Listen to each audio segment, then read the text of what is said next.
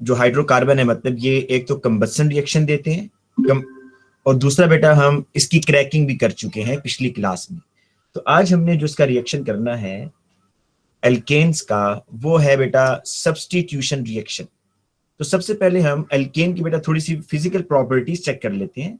Alkanes जो कि saturated hydrocarbon होते हैं, बेटा सैचुरेटेड हाइड्रोकार्बन का मतलब सब समझते हैं ना, कि इनमें कार्बन कार्बन सिंगल बॉन्ड है। और ये बेटा इनका जनरल फॉर्मूला है CnH2n+2। आप एक चीज नोट कीजिएगा कि जो एल्केन्स हैं क्या ये पोलर हैं या नॉन पोलर है बेटा। देखें, जहां पर इलेक्ट्रोनेगेटिविटी का डिफरेंस 0.4 से कम हो, आप उन मॉलिक्यूल्स को नॉन पोलर कंसीडर करते हैं। ठीक है जी। तो जी बेटा ये नॉन पोलर है। यहां पर इलेक्ट्रोनेगेटिविटी का बेटा डिफरेंस तो है, लेकिन डिफरेंस इतना कम है कि आप उसको कंसीडर नहीं करते। ठीक है, हाइड्रोजन की इलेक्ट्रोनेगेटिविटी है 2 इसको चेक कर लें, जो इसका डिफरेंस आएगा ना बेटा वो 0.5 या इससे कम आ रहा है। ठीक है, तो इसलिए ये नॉन पोलर मॉलिक्यूल है। अच्छा बेटा अब सर वो कभी एग्जाम में पूछेगा आपसे कार्बन हाइड्रोजन का डायपोल शो करें? हाँ बेटा अगर पूछेगा बिल्कुल पूछ सकता है। तो आपके पास वो होगा, क्या नाम है, डेटा बुकलेट। क्या बेटा वो आपको वैल्यूज देगा, लाजमी वैल्यूज देगा, जहरी बात है, इसके बगैर नहीं पूछेगा। वैल्यूज आपको देगा और आप देखेंगे कि जिसकी इलेक्ट्रोनेगेटिविटी वैल्यू ज्यादा होगी उसको आप स्लाइटली नेगेटिव कर देंगे, जिसकी इलेक्ट्रोनेगेटिविटी वैल्यू कम है उसको स्लाइटली पॉजिटिव। लेकिन इसका डिफरेंस जो है इलेक्ट्रोनेगेटिविटी का ओवरऑल इतना कम है कि हम इसको नॉन पोलर कंसीडर करते हैं। वैसे नॉन पोलर है, लेकिन अगर कहे तो फिर बना के आ जाए। जी बेटा फिर आपने शो करना है। और एक क्वेश्चन इस तरह का आया हुआ है बेटा, एक क्वेश्चन पास पेपर में 2017 में एक इस तरह का क्वेश्चन आया हुआ है, वो जो आज वाले में भेजा था आपने। जी बेटा। अब बेटा दूसरी चीज देखें, नॉन पोलर के साथ साथ आप देखें कि जो बेटा पोलर मॉलिक्यूल होते हैं ना वो ज्यादा रिएक्टिव होते हैं। तो ये नॉन पोलर होने की वजह से क्या होगा, लेस रिएक्टिव है। और लेस रिएक्टिव होने की इसकी एक और रीजन भी बेटा है कि इसमें all bonds are sigma bond, इसमें सारे के सारे बॉन्ड्स सिग्मा हैं। और आपको बेटा पता है कि सिग्मा बॉन्ड्स जो है ना वो बहुत स्ट्रांग होते हैं, उनको ब्रेक करना मुश्किल होता है, जिसकी वजह से alkanes are generally less reactive. तो पहली बात तो ये होगी। तो बेटा अब ये कौन से रिएक्शन देंगे, पहले मैं इसका नाम लिख देता हूं, ये आपको नाम याद रखना है। अल्केन्स जो है बेटा, alkanes give free radical substitution reaction. ठीक है जी, अल्केन्स जो है ये आपको फ्री रेडिकल सब्स्टिट्यूशन रिएक्शन देंगे। अच्छा आज की क्लास में हमने अल्कीन्स के रिएक्शन बेटा पढ़ने, ठीक है, लेकिन पहले अल्केन्स के रिएक्शन समझ लें एक दफा। अब बेटा हम जरा फ्री रेडिकल सब्स्टिट्यूशन रिएक्शन पर आते हैं।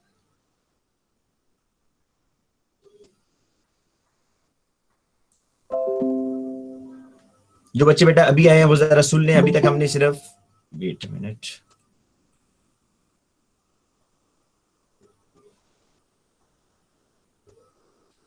जो जिन बच्चों ने बेटा अभी क्लास ज्वाइन किया वो सुन लें कि अभी तक मैंने ये बताया है कि जो एल्केन्स हैं these are the saturated hydrocarbons. दूसरी बात ये बताइए कि एल्केन्स आर लेस रिएक्टिव, और इसके लेस रिएक्टिव होने की बेटा दो रीजंस बताई हैं। पहली रीजन कि एल्केन्स आर नॉन पोलर, कि इनमें इलेक्ट्रोनेगेटिविटी का डिफरेंस बहुत कम है, इसलिए हम इसको इग्नोर कर देते हैं। 0.5 से कम है तो इसलिए वो कंसिडरेबल नहीं है, और नॉन पोलर होने की वजह से लेस रिएक्टिव है। और दूसरी रीजन बेटा एल्केन्स क्यों नॉन पोलर है, क्योंकि इसमें all bonds are sigma bond, और सिग्मा बॉन्ड एक स्ट्रॉन्ग बॉन्ड है, उसको ब्रेक करना मुश्किल होता है। तो फिर एल्केन्स कौन से रिएक्शन देंगे बेटा, एल्केन्स देती हैं free radical substitution reaction. Free radical बेटा क्या होते हैं पहले इसका मतलब समझ लें। फ्री रेडिकल जो है ये आपके पास न्यूट्रल एटम्स होते हैं। न्यूट्रल एटम्स, एटम का वैसे वर्ड जब आप बोलेंगे तो वो यही समझा जाता है, एटम इज इलेक्ट्रिकली न्यूट्रल। तो न्यूट्रल बेशक आप मत लिखें, एटम्स हैविंग अनपेयर्ड इलेक्ट्रॉन। जिन एटम्स के पास बेटा अनपेयर्ड इलेक्ट्रॉन होगा वो आपके पास फ्री रेडिकल होंगे। ठीक है जी। फॉर एग्जाम्पल आप इसमें क्लोरीन ले लें बेटा, क्लोरीन के पास टोटल इलेक्ट्रॉन कितने होते हैं बेटा? 7। तो एक इलेक्ट्रॉन आप देख सकते हैं अनपेयर्ड है, तो दिस इज फ्री रेडिकल, ये आपका फ्री रेडिकल है। और बेटा फ्री रेडिकल के बारे में ये भी याद रखिएगा कि फ्री रेडिकल्स जो है ना बहुत ज्यादा रिएक्टिव होते हैं। इसी तरीके से बेटा अगर मैं ऑक्सीजन का पूछूं आपसे, ऑक्सीजन है 6 इलेक्ट्रॉन, तो क्या इसके पास कोई अनपेयर्ड इलेक्ट्रॉन है? नहीं है, तो this is not a free radical. तो अनपेयर्ड इलेक्ट्रॉन का होना बेटा आपको फ्री रेडिकल के बारे में बताता है। और याद रखें फ्री रेडिकल्स न्यूट्रल होते हैं, इन पर कोई चार्ज नहीं होता, लेकिन बड़े रिएक्टिव होते हैं क्योंकि इनका ऑक्टेट कंप्लीट नहीं होता। और बेटा सब्स्टिट्यूशन रिएक्शन का मतलब होता है कि replacement of one atom by another atom, कि एक एटम की जगह दूसरे एटम लग जाएगा। अभी मैं आपको इसका रिएक्शन करवाता हूं विद मैकेनिज्म, और इसमें होमोलिटिक फिशन और हेट्रोलिटिक फिशन बेटा यहां पर बता दूंगा आपको साथ ही। सर 1 सेकंड ऊपर करेंगे। जी बेटा, thank you sir.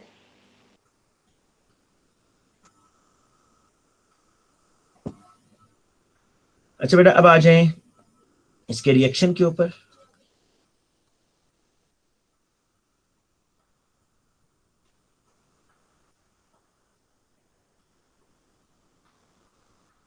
Reaction of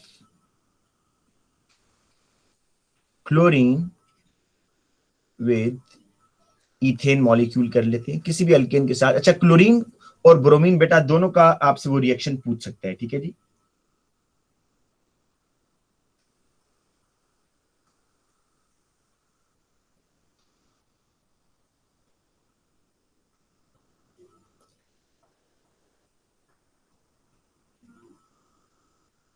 अच्छा बेटा 1 मिनट सिर्फ।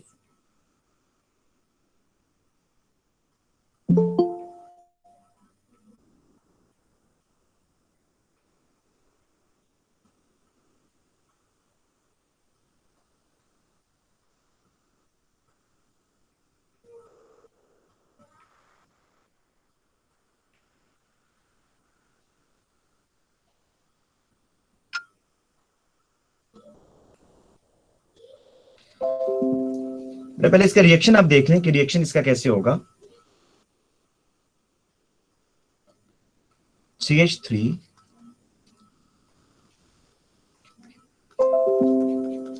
Plus chlorine.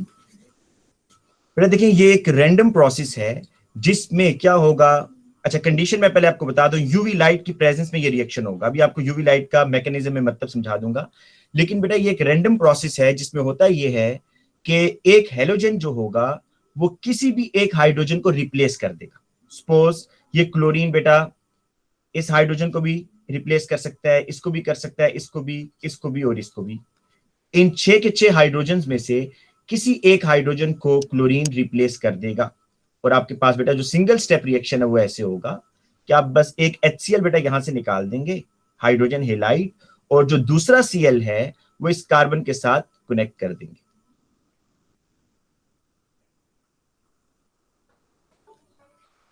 ऐसे।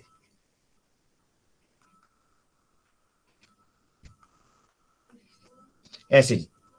तो देखें इसमें आप अगर रिएक्शन को देखें कि हुआ क्या है, इस एक हाइड्रोजन की जगह दूसरा Cl बेटा आ गया है, तो इसलिए इसको कहते हैं सब्स्टिट्यूशन रिएक्शन। अभी फ्री रेडिकल क्यों बोलते हैं इसको, इसका मतलब आपको मैकेनिज्म में समझ आएगा। अभी सिर्फ आपको ये तो समझ आ रहा है कि ये सब्स्टिट्यूशन रिएक्शन है जिसमें एल्केन का एक हाइड्रोजन Cl से क्या हो रहा है भाई, रिप्लेस हो रहा है। तो this is the substitution reaction. और बेटा ये रिएक्शन कब तक होता रहेगा, जब तक कि ये सारे हाइड्रोजन रिप्लेस नहीं हो जाते। फॉर एग्जाम्पल मैं अगर सेकेंड स्टेप में ये रिएक्शन फिर करवाऊं क्लोरीन के साथ, देखें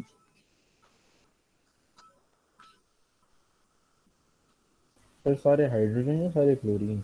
सारे हाइड्रोजन बेटा। सपोज वो सेकंड स्टेप में बेटा आप क्लोरीन से करवा दें या ब्रोमीन से करवा दें, आपकी मर्जी है। और फिर आप यूवी लाइट दे रहे हैं और बेटा इसका रिएक्शन करवा रहे हैं इस क्लोरोइथेन के साथ। तो इस दफा क्या होगा, अब ये जो 5 हाइड्रोजन बच गए हैं इनमें से कोई एक हाइड्रोजन बेटा Cl के साथ बॉन्ड बना लेगा ऐसे, और आपके पास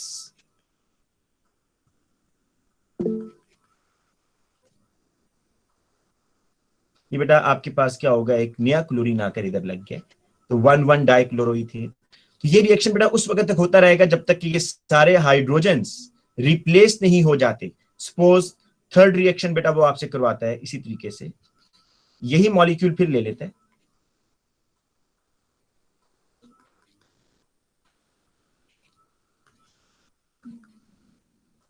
और ब्रोमीन से करवा देता है। तो ठीक है बेटा, आप क्या करें, in the presence of UV light इस ब्रोमीन को किसी भी एक हाइड्रोजन से बेटा रिप्लेस करवा दें, किसी भी एक हाइड्रोजन से, सपोज यहां से करवा दें ऐसे। तो ये सारे रिएक्शन बेटा कौन से रिएक्शन है, ये सारे रिएक्शन है आपके पास सब्स्टिट्यूशन रिएक्शन, जिसमें एक हाइड्रोजन को कौन रिप्लेस कर रहा है बेटा, हेलोजन रिप्लेस कर रहा है।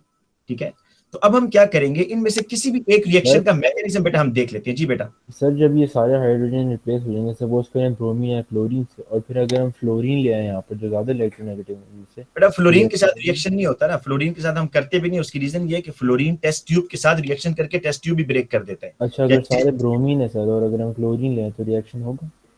नहीं बेटा, देखिए जब यूवी लाइट आप देंगे ना, आप जो समझ रहे हैं ना सब्स्टिट्यूशन रिएक्शन, उसके लिए बेटा कंडीशंस और है। सब्स्टिट्यूशन रिएक्शन के लिए यूवी कंडीशन नहीं है। अच्छा, मतलब नहीं होगा? नहीं होगा, बिल्कुल नहीं होगा। ठीक। अब बेटा सर आपने जिन हाइड्रोकार्बन्स में डबल बॉन्ड होता है वो क्या फ्री रेडिकल वो सब्स्टिट्यूशन नहीं बेटा, दे वो सकते एडिशन देंगे, वो पहले एडिशन देंगे बेटा, क्योंकि अगर डबल बॉन्ड आ गया तो फिर double bond is the more reactive, तो पहले डबल बॉन्ड पर रिएक्शन होगा। जब तक वो सैचुरेट नहीं होंगे आप ये रिएक्शन नहीं करवा सकते। हैं? Okay sir. ठीक है, तो अब बेटा आपके पास ये जो रिएक्शन है इसका जरा मतलब समझ लें कि जब भी बेटा, अब ये जो है स्टेटमेंट बोल रहा हूं बड़ी इंपॉर्टेंट है, जब भी कार्बन के साथ जो हाइड्रोजन अटैच है ना, कार्बन के साथ जो हाइड्रोजन अटैच हैं, जब भी उन हाइड्रोजन्स को कोई हेलोजन एटम रिप्लेस कर दे, तो आप बेटा उस रिएक्शन का नाम क्या सजेस्ट करेंगे, सब्स्टिट्यूशन रिएक्शन। जब भी कार्बन के साथ जो हाइड्रोजन अटैच है उसको कोई हेलोजन रिप्लेस कर दे तो उस रिएक्शन का नाम क्या होगा, सब्स्टिट्यूशन रिएक्शन। ठीक है जी। अब बेटा इसके मैकेनिज्म पर आते हैं हम। मेरा ख्याल है पहले फर्स्ट रिएक्शन का मैकेनिज्म कर लेते हैं। बेटा ये जो रिएक्शन किया ना, इसका हम मैकेनिज्म कर लेते हैं। कौन सा, जिसमें इथेन आपका बेटा क्लोरो इथेन में कन्वर्ट हो रहा है। बेटा याद रखिए कि ये जो फ्री रेडिकल सब्स्टिट्यूशन रिएक्शन है इसमें ना 3 स्टेप्स हैं बेटा। हम अभी इस रिएक्शन का बेटा मैकेनिज्म करने जा रहे हैं। मैं यहां फिर लिख देता हूं,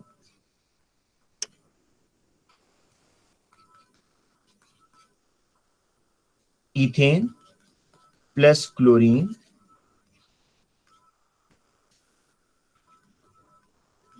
और क्लोरोइथेन प्लस HCl। इसका हमने जी मैकेनिज्म करना है, यूवी लाइट। बेटा जब भी सब्स्टिट्यूशन रिएक्शन का मैकेनिज्म करना होगा तो आपको ये 3 स्टेप्स के एक तो नाम आने चाहिए, क्योंकि एग्जाम में सम टाइम वो इन तीनों के नाम पूछ लेता है कि आप इन तीनों के नाम बताएंगे। ठीक है, तो इनिशिएशन, फिर दूसरा स्टेप होगा बेटा प्रोपगेशन, और तीसरा स्टेप होगा टर्मिनेशन। तो इनिशिएशन में क्या होता है, free radicals are formed. Free radicals are formed कैसे बनते हैं जी, मैं भी आपको बताता हूं। बेटा ये क्लोरीन है, आप जो यूवी लाइट बेटा इसको दे रहे हैं ना, वो जो यूवी लाइट है बेसिकली वो इस क्लोरीन का बॉन्ड ब्रेक करने में यूटिलाइज होगी, यूवी लाइट। अब मुझे ये बताएं बेटा कि क्लोरीन जो है ये पोलर मॉलिक्यूल है या नॉन पोलर है?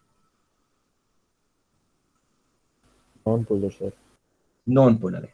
तो बेटा अगर ये नॉन पोलर है तो देखें जब इसका बॉन्ड टूटेगा ना तो हर एटम का इलेक्ट्रॉन दोबारा उसके पास चला जाएगा। ये इस क्लोरीन का इलेक्ट्रॉन इसके पास और दूसरे क्लोरीन का इलेक्ट्रॉन दूसरे क्लोरीन के पास, और बॉन्ड बेटा ब्रेक होगा ऐसे। बेटा इस फिशन को इस फिशन को आप क्या नाम देते हैं, जिसमें बॉन्ड ऐसे ब्रेक हो कि हर एटम का इलेक्ट्रॉन उसको दोबारा मिल जाए, ऐसी फिशन को क्या बोलते हैं? Homolytic fission. Homolytic fission. तो इसके लिए बेस्ट तरीका ये याद करने का कि जो नॉन पोलर मॉलिक्यूल्स होते हैं बेटा, नॉन पोलर्स जिसमें पोल्स नहीं बने होते, स्लाइटली पॉजिटिव नेगेटिव, उनका बॉन्ड आप जब भी ब्रेक करेंगे तो उसके रिजल्ट में आपके पास फ्री रेडिकल्स बनते हैं बेटा। होमोलिटिक फिशन के रिजल्ट में हमेशा क्या बनेगा? Free radicals. और एक और चीज भी नोट कर लें, आपको ये नजर आ रहा है मैंने एरो हाफ डाला है या कंप्लीट एरो डाला है बेटा? क्या मतलब सर? हाँ ये बेटा ये जो एरो है देखें, एक एरो होता है ये, एक एरो है ये मैंने नीचे वाला एरो यूज किया ना यहां पर, हाफ एरो। जी सर। हाफ एरो असल में आपको एक इलेक्ट्रॉन की मूवमेंट बता रहा होता है, और जो कंप्लीट एरो है ना बेटा, ये आपको 2 इलेक्ट्रॉन्स की मूवमेंट को शो कर रहा होता है। तो यहां पर इस मैकेनिज्म के अंदर एरो डालना आपके सिलेबस के लिए लाजमी नहीं है, लेकिन अगर वो किसी क्वेश्चन के अंदर ये हाफ एरो डालता है तो इसका मतलब आपको पता होना चाहिए कि हाफ एरो मीन कि वो एक इलेक्ट्रॉन की मूवमेंट को शो कर रहा है। हाफ एरो का मतलब है वो एक इलेक्ट्रॉन की मूवमेंट को शो कर रहा है। ठीक है जी? ठीक है सर। अच्छा, अब क्या होगा भाई कि जब यहां पर बॉन्ड ब्रेक होगा यूवी लाइट से, तो आपके पास Cl बनेगा, और Cl के ऊपर डॉट डालना आपने नहीं भूलना। ये डॉट बेटा आपको शो करना है कि अनपेयर्ड इलेक्ट्रॉन है इस क्लोरीन के पास, और इसी तरीके से दूसरा क्लोरीन, उसके पास भी एक अनपेयर्ड इलेक्ट्रॉन है। देखें वैसे तो क्लोरीन के आउटर मोस्ट में 7 इलेक्ट्रॉन होते हैं, 1 2 3 4 5 6 और ये 7, लेकिन बाकी तो पेयर्ड है ना, इसलिए उनको शो नहीं करना। जो अनपेयर्ड है, क्योंकि आप फ्री रेडिकल बताना चाहते हैं, तो इसलिए अनपेयर्ड इलेक्ट्रॉन को शो करना बेटा लाजमी है। तो ये आपके पास फ्री रेडिकल्स बन गए हैं बेटा। इनिशिएशन के स्टेप में हमेशा आपके पास क्या चीज बनेगी? फ्री रेडिकल्स बनेंगे। और फ्री रेडिकल्स के बारे में याद रखें, ये बहुत ही रिएक्टिव होते हैं बेटा। फ्री रेडिकल्स कब बनते हैं? जब फिशन कौन सी होती है? होमोलिटिक। और ये बात याद रखें कि होमोलिटिक के मुकाबले में, ये अभी जो मैं रिएक्शन लिख रहा हूं ये मैकेनिज्म का पार्ट नहीं है, तो इसको मैकेनिज्म के अंदर मत लिखिएगा। HCl है ना बेटा आपके पास, आप ओ लेवल से पढ़ते आ रहे हैं कि HCl को जब आप वाटर में डालते हैं तो क्या चीज बनती है? H आइंस बनते हैं और Cl नेगेटिव आइंस बनते हैं। क्यों बेटा ऐसे क्यों होता है? यहां पर फ्री रेडिकल्स क्यों नहीं बने? इसलिए क्योंकि chlorine is more electronegative than hydrogen. तो बेटा जब बॉन्ड ब्रेक होता है यहां से, तो ये दोनों इलेक्ट्रॉन कौन लेकर चला जाता है भाई? क्लोरीन। ये ज्यादा इलेक्ट्रोनेगेटिव एलिमेंट है वो ले जाता है। तो बेटा जब आपके पास हेट्रोलिटिक फिशन होती है, हेट्रोलिटिक फिशन में ये होता है कि एक तो याद रखें हेट्रोलिटिक फिशन पोलर मॉलिक्यूल्स में होती है, पोलर मॉलिक्यूल्स जिनमें पोल्स बने हुए, इलेक्ट्रोनेगेटिविटी का डिफरेंस 0.5 से ज्यादा है, वो पोलर मॉलिक्यूल है। तो उनमें जब आप बॉन्ड ब्रेक करेंगे तो हेट्रोलिटिक फिशन करेंगे, मतलब दोनों इलेक्ट्रॉन्स जो हैं वो एक ही एटम के पास चले जाएंगे, तो आपके पास उसके रिजल्ट में आइंस बनते हैं। तो बेटा ये एक क्वेश्चन उसने पास पेपर में पूछा हुआ है कि होमोलिटिक के फिशन के रिजल्ट में क्या बनता है? आप लिखेंगे फ्री रेडिकल्स। और हेट्रोलिटिक फिशन के रिजल्ट में क्या बनता है जी? आप कहेंगे आइंस। तो यहां पर आइंस बन रहे हैं। ठीक है, तो मैं अब इस रिएक्शन को बेटा रब कर रहा हूं, ये जो हेट्रोलिटिक मैंने लिखा हुआ है। अच्छा बेटा, अब आते हैं जी हम अगले स्टेप के ऊपर। ये तो हमने इनिशिएशन कर दिया बेटा। इनिशिएशन के बाद जो नेक्स्ट स्टेप है हमारे पास वो है जी प्रोपगेशन।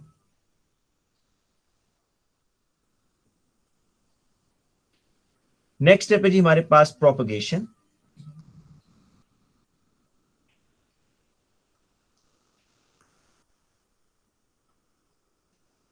प्रोपगेशन में क्या हुआ था जी?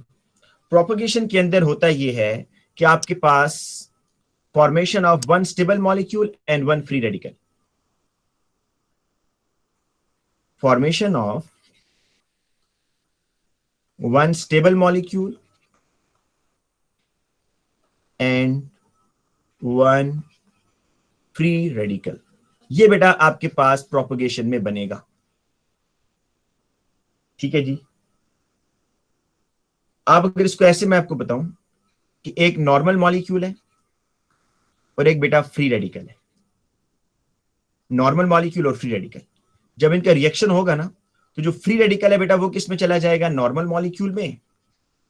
और जो नॉर्मल मॉलिक्यूल है बेटा वो किस में चला जाएगा, फ्री रेडिकल में चला जाएगा। बेसिकली ये होगा इसके मैकेनिज्म, प्रोपगेशन के मैकेनिज्म में, कि एक नॉर्मल मॉलिक्यूल और एक फ्री रेडिकल का रिएक्शन होगा।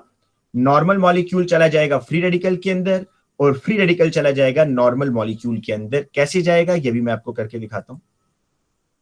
ये बात आपके जहन में रहे कि ये जितने भी बेटा स्टेप्स हो रहे हैं ये एक ही टेस्ट ट्यूब के अंदर हो रहे हैं, ठीक है, ये कोई अलग-अलग नहीं हो रहे, ये एक ही टेस्ट ट्यूब के अंदर साइड बाय साइड प्रोसेस होता जा रहा है। अब प्रोपगेशन में देखें हमने कौन सा एल्केन बेटा यूज किया हुआ है, ऊपर चेक कर ले मैकेनिज्म में, रिएक्शन में इथेन। तो नॉर्मल मॉलिक्यूल हमारे पास है इथेन, इथेन के साथ रिएक्शन होगा,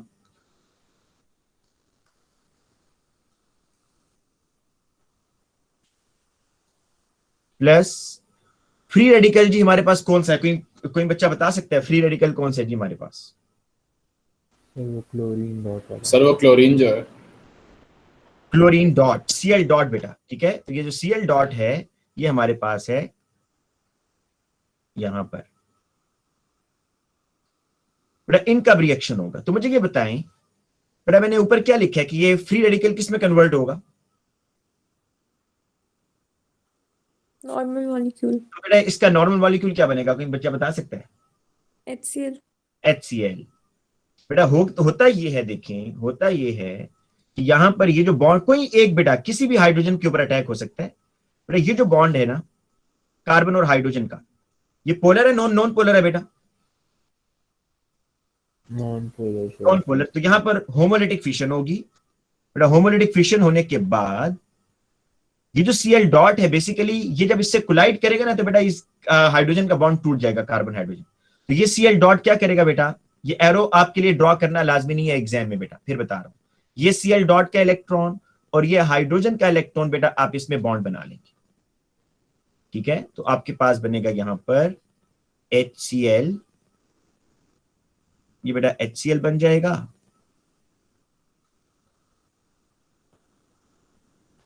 और बेटा दूसरा कौन सा आपके पास बनेगा जी?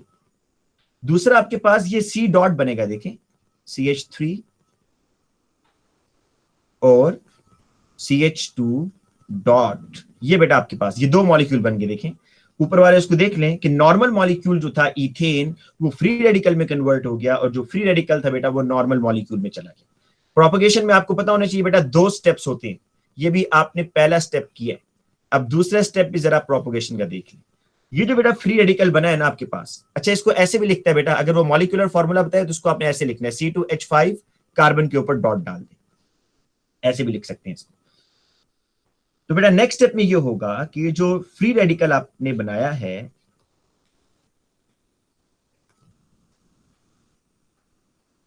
ये बेटा रिएक्शन कर देगा किसके साथ, नए क्लोरीन मॉलिक्यूल के साथ, क्योंकि बहुत सारे क्लोरीन मॉलिक्यूल होंगे ना टेस्ट ट्यूब के अंदर। आप इसको अगर बेटा याद रख लेना तो आसानी हो जाएगी कि प्रोपगेशन में क्या होता है, नॉर्मल मॉलिक्यूल और फ्री रेडिकल आपस में रिएक्शन करते हैं। तो फ्री रेडिकल तो ये है, तो नॉर्मल मॉलिक्यूल कौन सा होगा, क्लोरीन होगा।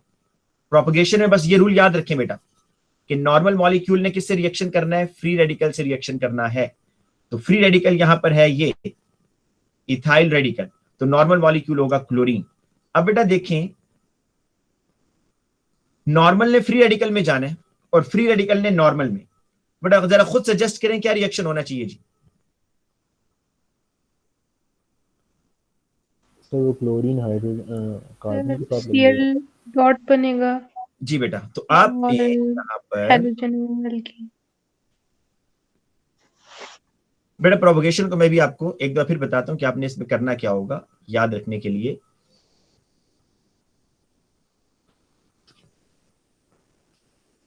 बेटा ये दो स्टेप पूरे हो गए प्रोपगेशन के, और प्रोपगेशन ही मेन इसमें रिएक्शन है जो बच्चों जिसमें बच्चे मिस्टेक करते हैं।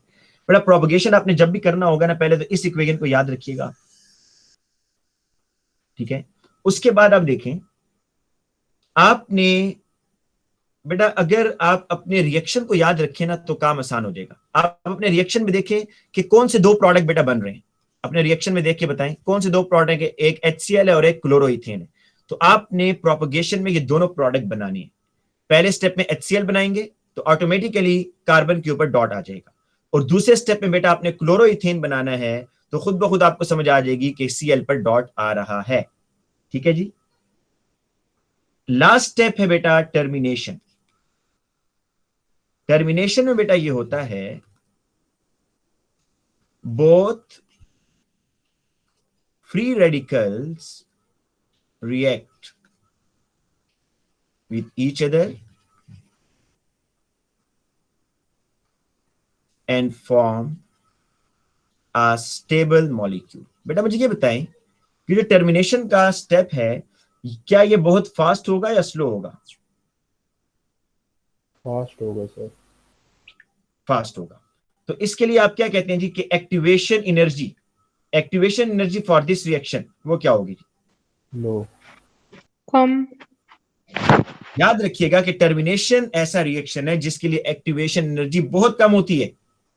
ठीक है जी, ये बात आपने याद रखनी है एग्जाम के पॉइंट ऑफ व्यू से। वो पूछेगा आपसे कि टर्मिनेशन में या कोई आपको 4 रिएक्शन दे देगा या 4 स्टेप बताएगा और कहेगा बताएं जी किसकी एक्टिवेशन एनर्जी सबसे कम है। तो टर्मिनेशन में क्योंकि दोनों ही फ्री रेडिकल्स होते हैं, बड़े रिएक्टिव होते हैं, वो रेडिली आप इसमें रिएक्ट करते हैं। अब बेटा टर्मिनेशन के अंदर आप ये बात ध्यान में रखिए, मैं जरा स्क्रीन छोटी करता हूं और आप इसको ये कंसिडर करें कि ये सारा जो है ना बेटा, ये सारा एक ही टेस्ट ट्यूब में हो रहा है जी। जितना प्रोसेस अभी तक आपने किया है, जितना भी प्रोसेस आपने किया है, ये सारा एक ही टेस्ट ट्यूब में हो रहा है। ठीक है जी, ये सारा एक ही टेस्ट ट्यूब में। तो अब आप सोचें कि यहां पर जहां जहां फ्री रेडिकल्स है ना बेटा, वो आपस में रिएक्ट कर सकते हैं। तो बेटा कहां कहां पॉसिबिलिटी बनती है कि 2 फ्री रेडिकल्स आपस में कंबाइन कर जाएं? फ्री रेडिकल्स टर्मिनेशन में आपने फ्री रेडिकल्स को सिर्फ कंबाइन करवाना है जी। एक क्लोरीन वाला और एक कार्बन वाला। देखें, एक तो पॉसिबिलिटी ये है, एक बेटा ये भी पॉसिबिलिटी है कि आप दोनों क्लोरीन्स को Cl डॉट को आपस में रिएक्ट मतलब करवा लें, लेकिन मार्किंग स्कीम में वो इसको मेंशन नहीं करता, तो लिहाजा आप भी इसको मत लिखिएगा। लेकिन दिस इज डिटर्मिनेशन कि ये Cl डॉट इस Cl डॉट से रिएक्शन कर जाए। आप इसके अलावा ऑप्शन चेक करें बेटा, क्या ये Cl डॉट, ये जो Cl डॉट है बेटा, क्या ये इस कार्बन डॉट से रिएक्शन कर सकता है या नहीं? बताएं जी। Yes sir. तो इसलिए एक पॉसिबिलिटी बेटा आपकी ये बन रही है कि ये जो इथाइल फ्री रेडिकल है, इथाइल फ्री रेडिकल ये Cl डॉट से रिएक्शन करता है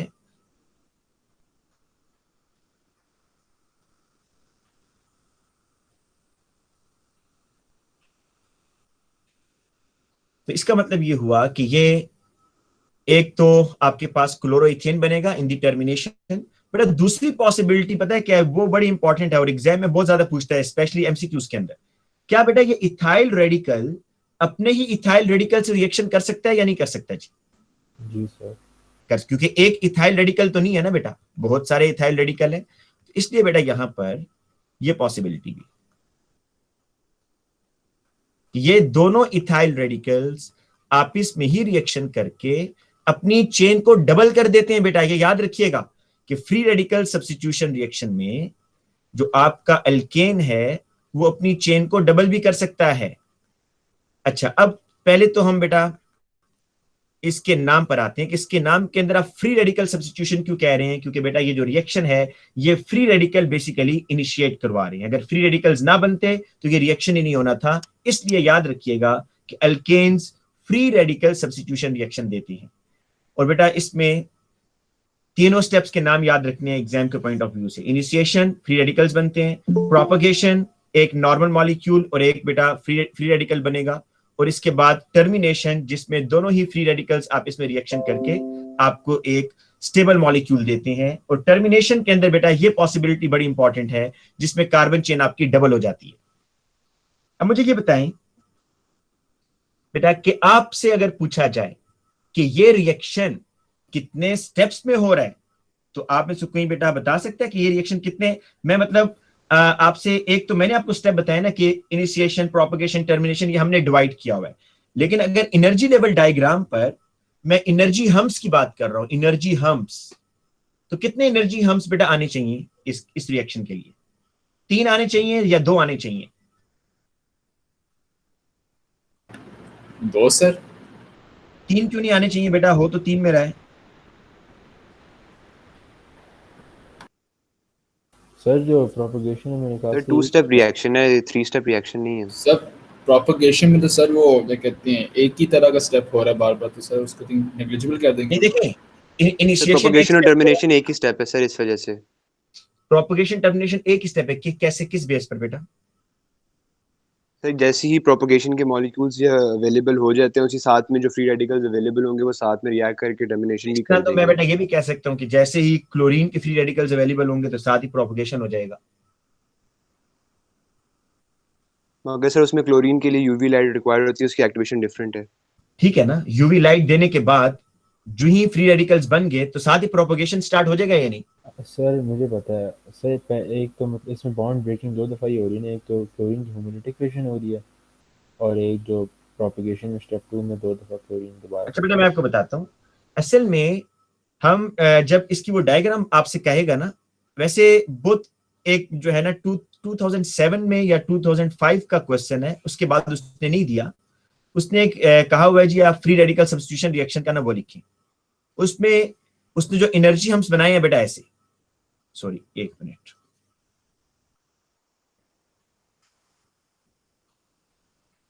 दो एनर्जी हम्स बेटा आपको नजर आ रहे हैं, एक ये और एक ये। तीसरा एनर्जी हम जो है टर्मिनेशन के लिए बेटा इसलिए शो नहीं किया कि टर्मिनेशन जो रिएक्शन है, मैंने आपको क्या बताया था, उसकी एक्टिवेशन एनर्जी बेटा क्या होती है? सर बहुत कम। बहुत कम। देखें पहले स्टेप के लिए ये है जी एक्टिवेशन एनर्जी। दूसरे स्टेप के लिए बेटा this is the activation energy propagation के लिए। लेकिन टर्मिनेशन के लिए तो एक्टिवेशन एनर्जी आप समझ लें ना होने के बराबर है, इसलिए वो यहां पर शो ही नहीं हो रहा बेटा। तो ये है इसकी रीजन।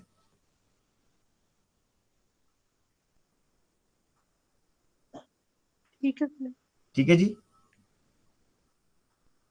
अच्छा बेटा अब हम थोड़े से इससे रिलेटेड क्वेश्चन कर लेते हैं। सर है तो इसी स्टेप रिएक्शन ही ना?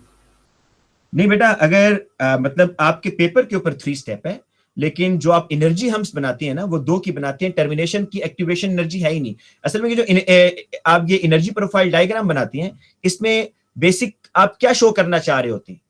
इसके अलावा मतलब डेल्टा एच के अलावा और क्या चीज शो करना चाह रहे होते हैं स्टेप्स ऑफ रिएक्शन जी? मतलब कितने स्टेप में हुई एनर्जी हम्स? जी नहीं, मतलब ये एनर्जी हम आपको बता रहे होते हैं एक्टिवेशन एनर्जी के बारे में, कि पहले रिएक्शन के लिए एक्टिवेशन एनर्जी कितनी चाहिए थी, दूसरे के लिए कितनी चाहिए थी, लेकिन तीसरे स्टेप की एक्टिवेशन एनर्जी ना होने के बराबर है, इसलिए हम बेटा तीसरा एनर्जी हम नहीं बनाते। ठीक है सर, वैसे पेपर पे 3 है लेकिन इसमें 2 है। जी बेटा ठीक है सर। अच्छा बेटा अब हम आगे चलते हैं। बेटा थोड़े से इसके क्वेश्चन प्रैक्टिस कर लेंगे या प्रैक्टिस आप खुद कर लेंगे बेटा? स्ट्रक्चरल क्वेश्चन, क्योंकि एमसीक्यूज के लिए मैंने आपको कहा हुआ है कि मैं आपको ज्यादा टाइम दूंगा। करा देंगे बेटा आप मुझे ये बताएं। सर करवा दे सर। चलिए बेटा करवा, ठीक है।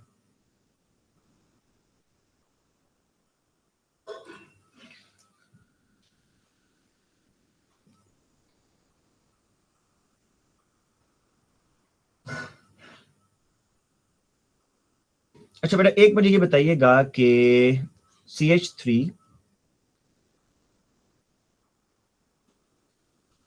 C double bond O OH CCl3 C double bond O OH। बेटा आपने बताना है कि जो ऊपर रिएक्शन है ये कौन से, चलिए अभी ऑप्शन लिखने की जरूरत नहीं, आप खुद बताएं ये कौन सा रिएक्शन है बेटा, इस टाइप ऑफ रिएक्शन बताएं।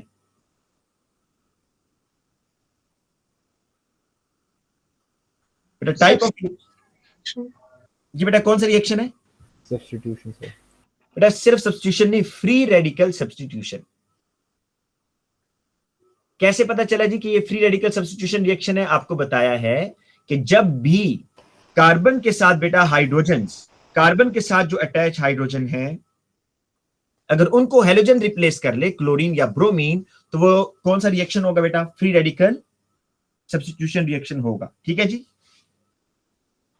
तो आपने ये टाइप ऑफ रिएक्शन बेटा याद रखना है कि ये टाइप ऑफ रिएक्शन कौन सा है। इस टाइप ऑफ रिएक्शन को आपने कहना है free radical substitution reaction.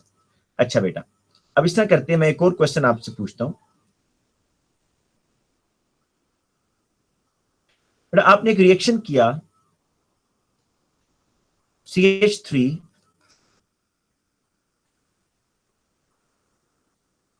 CH3Cl plus Cl2,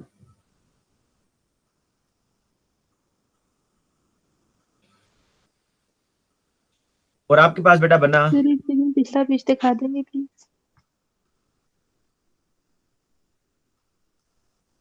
बेटा एक मिनट, पिछला वाला बेटा, ये जो मैंने भी रिएक्शन लिखा था या ये वाला पेज की बात कर रही हूं? इस पेज की बेटा बात कर रही है?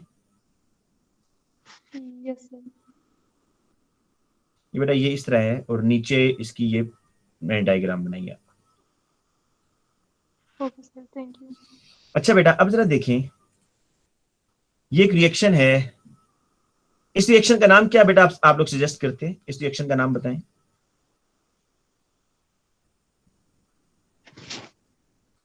सर ये वही है, free radical substitution. Free radical substitution reaction. अच्छा मेरा क्वेश्चन आपके लिए है,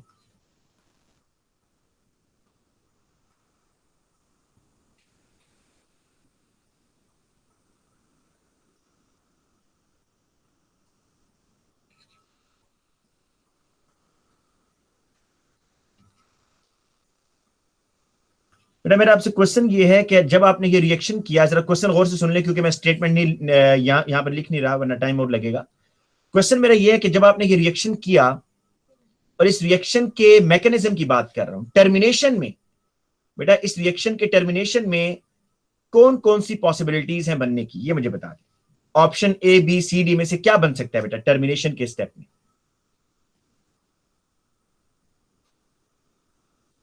क्वेश्चन फिर सुन ले, इस रिएक्शन का मैकेनिज्म जो है उसके 3 स्टेप है ना, इनिशिएशन,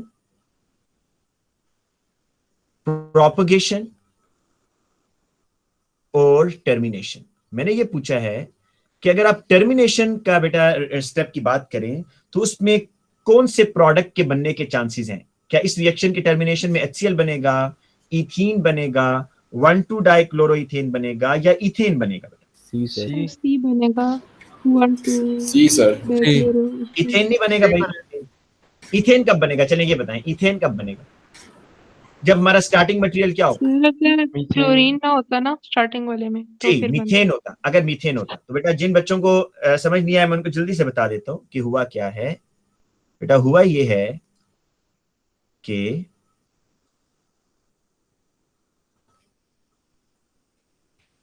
आपने जब इसका रिएक्शन किया ना क्लोरीन के साथ, बेटा एक हाइड्रोजन को रिप्लेस कर लिया जी क्लोरीन, ये चीज बन गई है,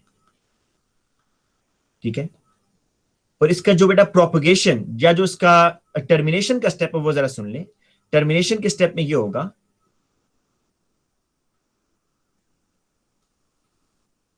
ये Cl डॉट है बेटा और दूसरा इसी तरह का ये Cl डॉट है। ये जब आप इसमें कंबाइन होंगे तो बेटा इनमें ये आपके पास बनने के चांसेस हैं। बाकी HCl बनने का चांस बिल्कुल नहीं है, इथेन बनने का चांस बिल्कुल नहीं है, इथीन तो बनता ही नहीं है बेटा। तो इसलिए आप लोगों ने ठीक बताया, ऑप्शन सी जो होगा ये आपका आंसर होगा।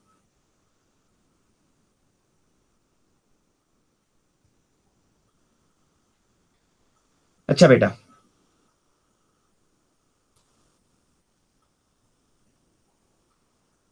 एक और क्वेश्चन चले आपको करा देता हूं, वो इससे लिंक, हाँ ठीक है, इससे लिंक करेगा। काफी बच्चों ने ये पहले मुझसे पूछा भी है बेटा, ये MCQ ही है।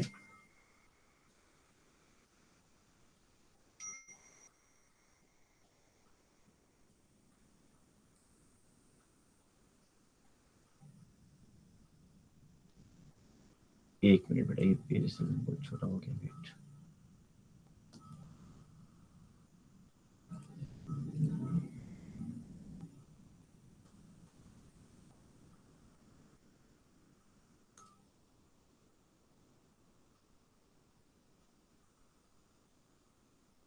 CH3 CH2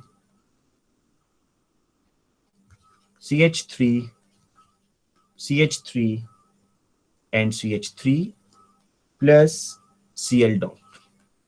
ये रिएक्शन होगा और आपके पास यहां पर बन रहा है X डॉट प्लस HCl। ये भी एक बेटा एक एमसीक्यू है, मैं आपको एमसीक्यू यहां बोल देता हूं।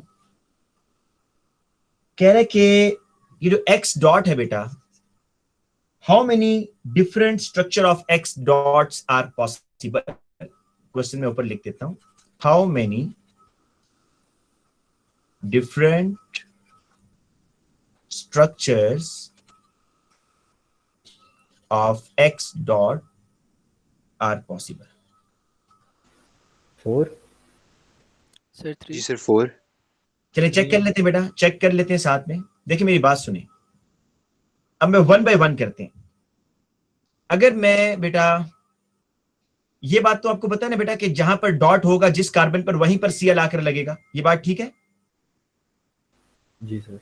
ठीक जी है। सर। सपोज करते हैं बेटा इस कार्बन पर डॉट आया, ठीक है जी। जरा अगर इस कार्बन पर डॉट आएगा तो आपका प्रोडक्ट ऐसे बनेगा CH3 CH2 CH2Cl और बाकी CH3 और CH3। पर सपोज करते हैं कि डॉट इस कार्बन पर नहीं इस कार्बन पर आया, तो आपका प्रोडक्ट क्या होगा? मैं फिर लिख रहा हूं, देखिएगा।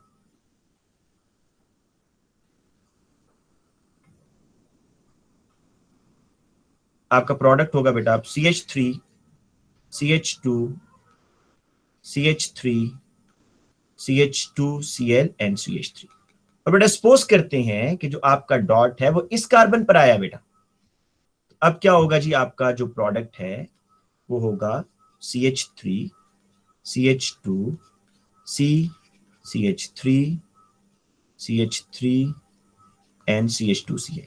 अब आपसे मैं एक पहले बात पूछता हूं कि मुझे इन तीनों कंपाउंड्स के नाम चाहिए जी। इन तीनों कंपाउंड्स के क्या नाम है? अगर एक जैसे नाम होंगे ना, इट मींस कि ये सेम कंपाउंड है। तो बेटा नाम देने का तरीका ये होता है कि आपने वो चेन सिलेक्ट करनी है which has functional group, longest chain which has functional group. बेटा इसका क्या नाम होगा? जरा नाम देंगे इसका। 1 क्लोरो ब्यूटेन और नहीं बेटा क्या कह रही है? डाइमिथाइल। सर ये आइसोटोप 2 डाइमिथाइल। चेक कर लेते हैं बेटा, अगर आइसोमर हुए ना तो इनके नाम डिफरेंट होने चाहिए। स्ट्रक्चरल आइसोमर के डिफरेंट नाम होते हैं। चेक कीजिएगा 1 2 3 4। 1 से काउंटिंग इसलिए कर रहा हूं, या फंक्शनल ग्रुप है बेटा। इसका नाम है 2 dimethyl 1 chloro 2 dimethyl and butane. अच्छा जरा इसको नाम दे लेते हैं जी, दूसरे वाले को। अगर नाम सेम हुआ इसका मतलब है कि ये सेम है। This is carbon 1 2 3 4। क्या नाम है जी इसका? 1 क्लोरो 2 डाइमिथाइल ब्यूटेन। हाँ जी बेटा, सेम नाम है। जी सर सेम नाम है। और तीसरे को भी जरा नाम आप देखें जी। Select the longest chain which contain functional group. बेटा क्या नाम होगा इसका भी? 1 क्लोरो जी सर सेम नाम 2 होगा। डाइमिथाइल। क्या समझते बेटा? हाँ बेटा सेम। इसका मतलब है कि अगर डॉट इस कार्बन पर आए, इस कार्बन पर आए और इस कार्बन पर आए तो आपके पास स्ट्रक्चर सेम आ रहा है या डिफरेंट आ रहा है? अगर नाम सेम है it means structure is same. Structure same आ रहा है। तो इसका मतलब ये हुआ कि जो तीनों मिथाइल्स हैं ये आइडेंटिकल हैं। ठीक है, इन तीनों में से जिस भी कार्बन पर डॉट आएगा वो सेम स्ट्रक्चर शो करेगा। तो इसका मतलब ये हुआ कि इनको तो आप एक कंसीडर करेंगे बेटा। एक पॉसिबिलिटी ये है कि इन तीनों में से किसी एक जगह पर लग जाए। अब मैं इसको रब करके बेटा दूसरी पॉसिबिलिटीज आपको बता रहा हूं। ठीक है, एक पॉसिबिलिटी अभी हमने डिस्कस की है कि ये एक पॉसिबिलिटी थी। बेटा दूसरी पॉसिबिलिटी जरा चेक करें। दूसरी पॉसिबिलिटी ये है कि अगर मैं सर इतना टाइम होगा पॉसिबिलिटीज चेक करने का? बेटा बिल्कुल होगा। ये सारे एमसीक्यूज ये तो वो आपको इस तरह के नहीं देगा ना बेटा, थोड़े से ऐसे देगा जिसमें आपका टाइम लग रहा होगा, बाकी तो आसान भी होंगे। बेटा दूसरी देखें, इनको तो निकाल दिया। अगर आप यहां पर लगा दीजिए तो CH3 CHCl, या इसको डॉट भी बना सकते हैं क्योंकि उससे डॉट पूछा हुआ। आप Cl ना अटैच करें, मैं आसानी के लिए Cl लगा देता हूं ताकि आपको फिर नेमिंग में आसानी हो। हाँ जी बेटा आप बताएं। क्या नाम होगा जी इसका?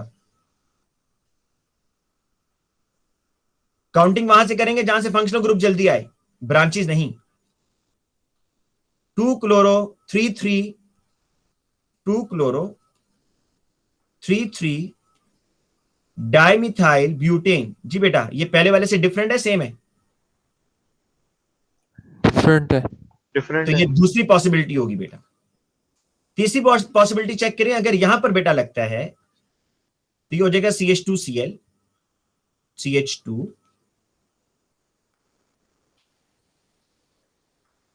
This is your longest chain. Counting वहां से करेंगे जहां से फंक्शनल ग्रुप जल्दी आ रहे हैं। बेटा 1 क्लोरो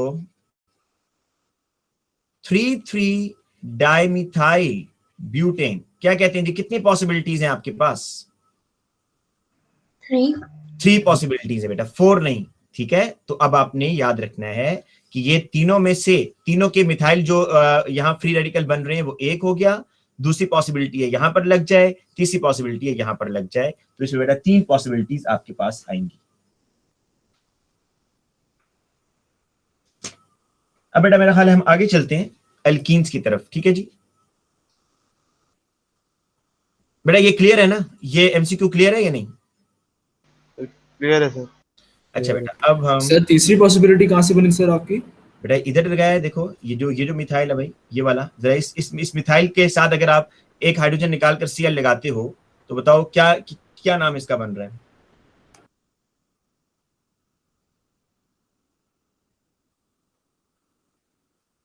जी बेटा। जी सर, वो जो आपने बनाया 1 क्लोरो 3 3 डाइमिथाइल ब्यूटेन। अच्छा बेटा, अब आ जाते हैं आगे,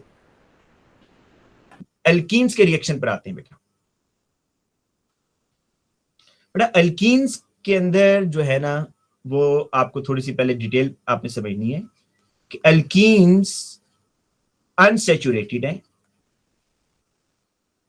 unsaturated mean carbon carbon double bond, और बेटा कार्बन कार्बन डबल बॉन्ड, और इसमें आप कह सकते हैं कि पाई बॉन्ड इज प्रेजेंट ना, पाई बॉन्ड है बेटा।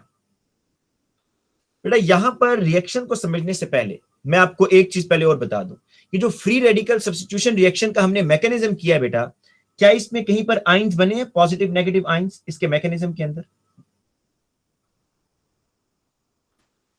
कैटायन बना नहीं, कीटाइंस बने हुए। वेल डन भाई, एक मिनट मैं जल्दी से निकाल लूं ताकि नहीं सर वो एल्कीन नहीं का बने पूछ सर। रहा था। एल्कीन नहीं नहीं, ये एक बच्चा कह रहा है भाई बने। नहीं सर, मैंने गलती से, मुझे लगा एल्कीन का पूछ रहा है। हाँ बेटा देखिए, कहीं पर केटाइंस नहीं बनते, रीजन कोई बच्चा बताएगा क्यों केटाइंस नहीं बनते? सब इलेक्ट्रॉन उनको वापस मिल जाता है जो तो बेटा उसके bonding में- पीछे एक रीजन है, आप कहेंगे all fissions are homolytic, all fissions are, homolytic. इसलिए आइंस नहीं बन रहे। और अगर मैं ये पूछूं कि जी ऑल फिशंस आर होमोलिटिक, लेकिन क्यों होमोलिटिक फिशन हो रही है यहां पर? नॉन पोलर इसलिए। Sir non non polar polar है भाई, नॉन पोलर है, लेस रिएक्टिव है।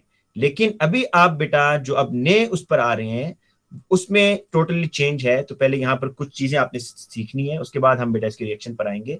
आपको एक कंसेप्ट सीखना है इलेक्ट्रोफाइल और न्यूक्लियोफाइल का बेटा,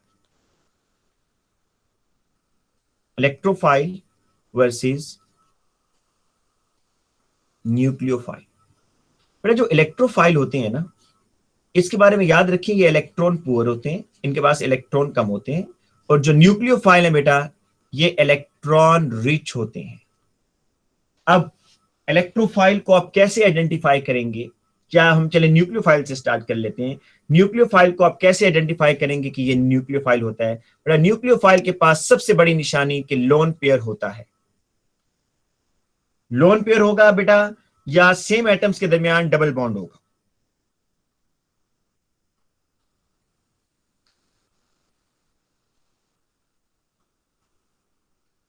हमारे सिलेबस में क्योंकि कार्बन कार्बन ही है तो मैं कार्बन कार्बन लिख रहा हूं।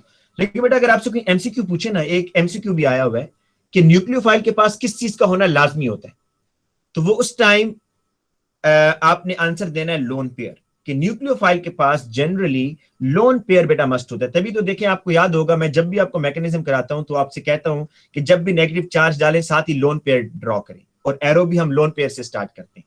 तो लोन पेयर बेटा न्यूक्लियोफाइल के अंदर होता है। सिर्फ एल्कीन्स एक एक्सेप्शनल केस है, या कार्बन कार्बन डबल बॉन्ड या सेम एटम्स के दरमियान डबल बॉन्ड। अदरवाइज जो सैचुरेटेड आपके पास मॉलिक्यूल हैं उनसे जब आप न्यूक्लियोफाइल बनाते हैं तो लोन पेयर का होना मस्ट होता है। तो बेटा एक तो लोन पेयर होगा और दूसरा बेटा आपको इसके अंदर नेगेटिव चार्ज मिलेगा, लेकिन ये लाजमी नहीं है, नेगेटिव चार्ज का होना लाजमी नहीं है बेटा, हो भी सकता है नहीं भी हो सकता है, जैसे Cl नेगेटिव, OH नेगेटिव, लेकिन लोन पेयर का होना मस्ट है। देखें NH3 this is a neutral compound, लेकिन लोन पेयर इसको न्यूक्लियोफाइल बना रहा है। वाटर को देख लें बेटा, वाटर इज अ न्यूक्लियोफाइल, कोई नेगेटिव चार्ज आपको नजर नहीं आ रहा, लेकिन लोन पेयर बेटा इसको क्या बना रहा है, इलेक्ट्रॉन रिच बना रहा है। ठीक है जी, तो ये आपने याद रखनी है दो निशानी। न्यूक्लियोफाइल के पास एक तो लोन पेयर होता है उसके सेंट्रल एटम के पास, और उसके साथ समटाइम्स उसके ऊपर नेगेटिव चार्ज भी आ जाता है। और तीसरी निशानी कि कार्बन कार्बन सेम एटम्स के दरमियान अगर डबल बॉन्ड आ जाए तो वो भी बेटा न्यूक्लियोफाइल होता है। मैं इसको नीचे चले यहां पर सेपरेट लिख देता हूं कि डबल बॉन्ड, डबल या triple bond between same atoms. ठीक है जी। अगर किसी पार्टिकल जो स्लाइटली नेगेटिव आता है तो वो भी न्यूक्लियोफाइल नहीं बेटा, उस वो इलेक्ट्रोफाइल पर आएगा, अभी आ रहा हूं। अब इलेक्ट्रोफाइल की क्या निशानी है बेटा, इनकम्प्लीट ऑक्टेट होता है। इनकम्प्लीट ऑक्टेट सेंट्रल एटम का, for example BF3, for example AlCl3। ये जो मैंने आपको निशानी बताई है ना इनकम्प्लीट ऑक्टेट, ये आप A2 में पढ़ेंगे बेटा। AS में इसका कोई यूज नहीं है, लेकिन A2 में AlCl3 एज इलेक्ट्रोफाइल यूज होता है। आप AlCl3 में बेटा बनाकर देख लें कि एल्यूमिनियम के पास ना आउटर मोस्ट में 3 इलेक्ट्रॉन है और 3 क्लोरीन बेटा आकर इससे बॉन्ड बनाएंगे, तो आप देखेंगे कि इसका ऑक्टेट कंप्लीट नहीं है, इनकम्प्लीट ऑक्टेट है। ठीक है, तो इनकम्प्लीट ऑक्टेट होता है जी इलेक्ट्रोफाइल के पास। लेकिन इस निशानी को आप AS के लिए भूल भी सकते हैं। जो मेन निशानी है having positive charge, positive charge होगा। अच्छा, पॉजिटिव चार्ज या कंप्लीट होगा या स्लाइटली पॉजिटिव होगा, डिपेंड करता है। फॉर एग्जांपल इस तरह कंप्लीट भी हो सकता है बेटा H+, ठीक है, और इस तरह भी हो सकता है। देखें सपोज ये SO3 है ना, तो सल्फर जो है ना, this sulphur is slightly positive. तो यहां पर इस मॉलिक्यूल के अंदर ये जो सल्फर है दिस इज द इलेक्ट्रोफाइल। इसी तरीके से बेटा आप HCl की एग्जांपल ले लें, HCl के अंदर Cl is negative, hydrogen is positive. तो ये जो हाइड्रोजन है यहां पर, this hydrogen will act as electrophile, और ये जो Cl होगा बेटा यहां पर, ये एज अ न्यूक्लियोफाइल काम कर रहा है क्योंकि उसके ऊपर स्लाइटली नेगेटिव चार्ज है। तो इलेक्ट्रोफाइल के लिए बेटा याद कर लें, बस एक ही निशानी याद कर लें काफी है कि इलेक्ट्रोफाइल के ऊपर पॉजिटिव चार्ज होगा, चाहे कंप्लीट हो या बेटा स्लाइटली पॉजिटिव हो, लेकिन पॉजिटिव चार्ज लाजमी होगा। ठीक है, अब आ जाते हैं बेटा हम एल्कीन्स के रिएक्शन के ऊपर। एल्कीन्स के रिएक्शन में पहली बात तो आपको यह समझनी है कि एल्कीन्स, जिस तरह मैंने आपको एल्केन्स का बताया था कि एल्केन्स आर नॉन पोलर, तो बेटा एल्कीन्स के बारे में क्या ख्याल है, एल्कीन्स पोलर हैं या नॉन पोलर हैं भाई?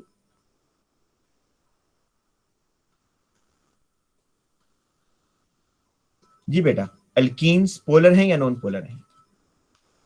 पोलर। पोलर हैं। क्यों भाई, ये क्यों पोलर है? ये भी तो हाइड्रोकार्बन है, ये क्यों, इसको क्यों पोलर बना दिया? सर डबल बॉन्ड की वजह से। नहीं बेटा, पोलर तो बनता है इलेक्ट्रोनेगेटिविटी के डिफरेंस की वजह से ना, तो इसमें इलेक्ट्रोनेगेटिविटी का डिफरेंस तो उतना ही है जितना एल्केन में था, या नहीं? अरे ईथीन तो नॉन पोलर है। नॉन पोलर है बेटा, there is no small electronegativity difference जिसको हम इग्नोर कर सकते हैं, तो ये नॉन पोलर है। लेकिन नॉन पोलर के बावजूद एल्कीन्स आर रिएक्टिव। तो मरियम जो आप पहले आंसर दे रही थी, अब आप उसका आंसर देंगी, why alkenes are reactive? Sir pi bond है इसलिए। यस बेटा, पाई बॉन्ड इज प्रेजेंट। तो जो पाई बॉन्ड की बेटा यहां पर प्रेजेंस है वो एल्कीन को क्या बना रहा है, रिएक्टिव बना रहा है। और पाई बॉन्ड आप सबको पता है बेटा एक वीकर बॉन्ड होता है, और वीकर बॉन्ड को ब्रेक करना आसान है, इसकी वजह से पाई जो एल्कीन्स हैं आर मोर रिएक्टिव। और बेटा एल्कीन्स को अगर आप देखें ना, तो एल्कीन्स के अंदर जो कार्बन है वो कितने एटम से कनेक्ट है बेटा? एक कार्बन। यहां इसको देख के बताएं जरा। 3 कार्बन से कनेक्ट है बेटा, 3 एटम से कनेक्ट है, 1 2 और ये 3। ठीक है, लेकिन बेटा कार्बन की कोशिश ये होती है कि वो मैक्सिमम नंबर ऑफ एटम्स के साथ कनेक्ट हो, मतलब 4 डिफरेंट एटम्स, 4 एटम्स के साथ कनेक्ट हो। तो इसलिए बेटा अल्कीन्स आपको एडिशन रिएक्शन देते हैं। और अल्कीन बेटा ये देखो, हर एटम की कोशिश होती है कि वो स्ट्रॉन्गर बॉन्ड बनाए। इस टाइम ये जो कार्बन है अल्कीन का, ये कितने पाई बॉन्ड बना रहा है बेटा? सर एक और सिग्मा बॉन्ड कितने बना रहा है? 3 3 सिग्मा बॉन्ड बना रहा है, 1 पाई बॉन्ड बना रहा है। तो अब इस कार्बन की कोशिश है कि जो मेरा एक सिग्मा पाई बॉन्ड है ना, उसको भी मैं ब्रेक करके सिग्मा बना दूं। तो इसलिए ये एडिशन रिएक्शन देते हैं, अपना पाई बॉन्ड ब्रेक करते हैं और उसके साथ ही बेटा सिग्मा बॉन्ड बनाते हैं। तो याद रखिएगा, alkenes give addition reaction. Alkanes कौन से रिएक्शन दे रहे थे बेटा? अल्केन्स कौन से रिएक्शन देते हैं? Free radical substitution. हाँ, लेकिन अल्कीन्स कौन से देंगे बेटा? Addition reaction. कंप्लीट नाम मैं भी आपको मैकेनिज्म के बाद बताऊंगा, इलेक्ट्रोफिलिक एडिशन रिएक्शन। बेटा इसका रिएक्शन देखते हैं और फिर इसका मैकेनिज्म पर आते हैं। बेटा जो इसका रिएक्शन है वो ऐसे है, एडिशन रिएक्शन हम कर लेते हैं।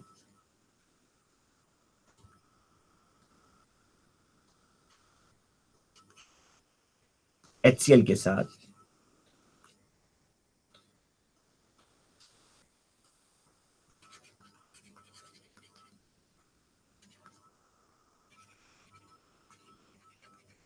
बेटा याद रखें, सिमेट्रिकल एल्कीन के अंदर कोई आपका मार्कोनिकॉफ रूल वगैरह आपने नहीं लगाना।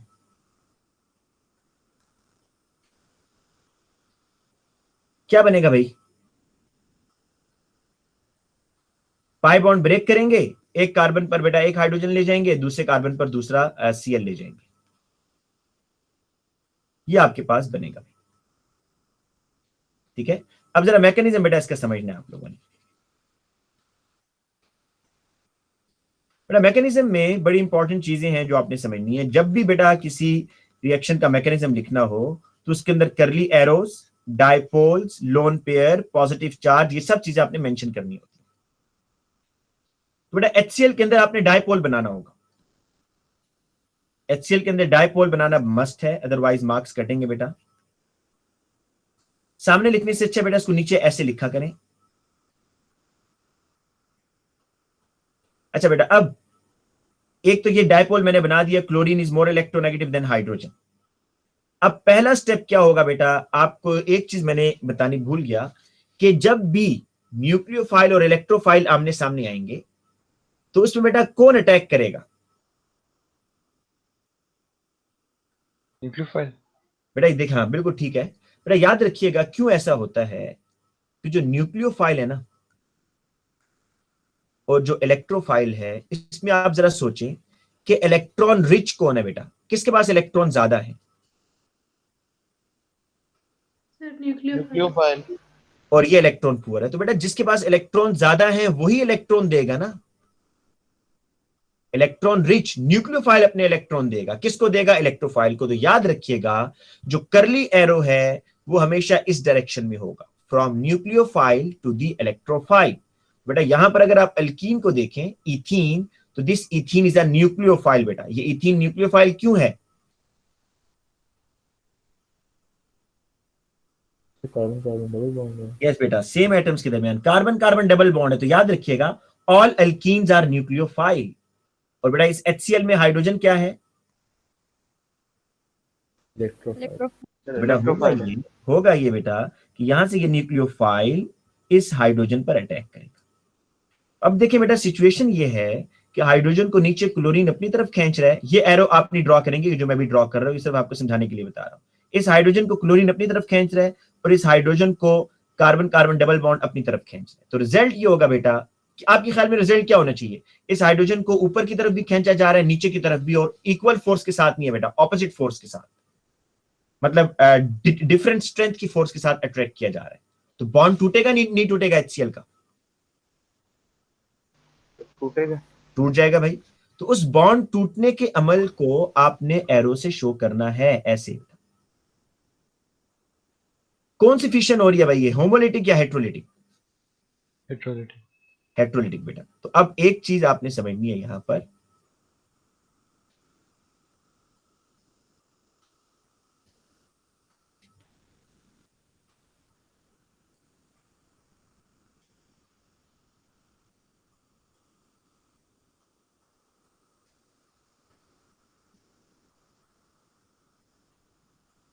अच्छा बेटा ये जरा देखिएगा,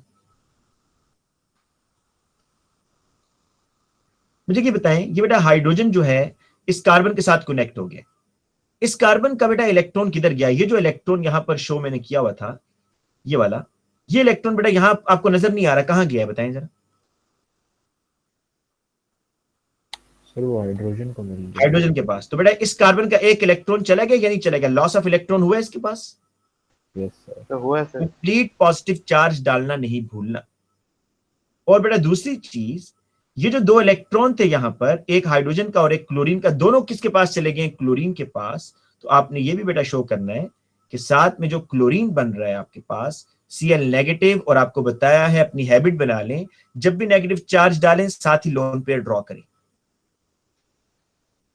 अब बेटा इसमें जो चीजें एक्स्ट्रा हैं वो मैं इसको रब कर देता हूं, वो मैकेनिज्म का हिस्सा नहीं है, आपने उसको बेटा इस तरह समझाना नहीं है। ये डॉट्स आप मिटा देंगे, ये जो बेटा मैंने डॉट्स बनाए हैं ना यहाँ पर, आपने उसको नहीं, ये इस तरह समझाना नहीं है बेटा। सर इस रिएक्शन की कंडीशन क्या है? बेटा एक मिनट वो बता, वाली वो पूछ रही है। नो कंडीशन बेटा, खुद ब खुद रिएक्शन हो रहा है।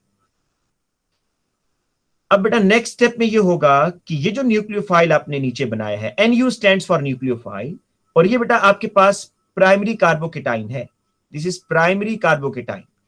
कार्बोकेटाइन इसलिए बोल रहा हूं कि कार्बन पर पॉजिटिव चार्ज आ रहा है, और प्राइमरी इसलिए बोल रहा हूं कि जो पॉजिटिवली चार्ज कार्बन है ये डायरेक्टली एक कार्बन से कनेक्ट है या इसके साथ दो हाइड्रोजन है।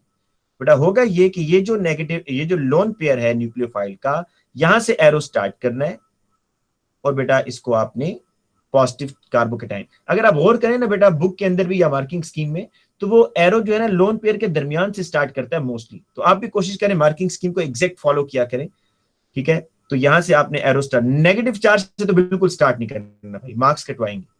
और अब आपके पास बेटा प्रोडक्ट बन जाएगा।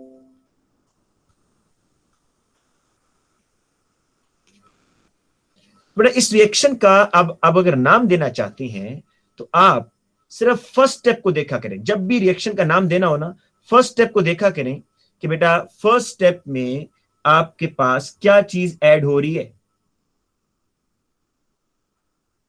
कि बेटा क्या चीज ऐड हो रही है जी फर्स्ट स्टेप? इलेक्ट्रोफाइल।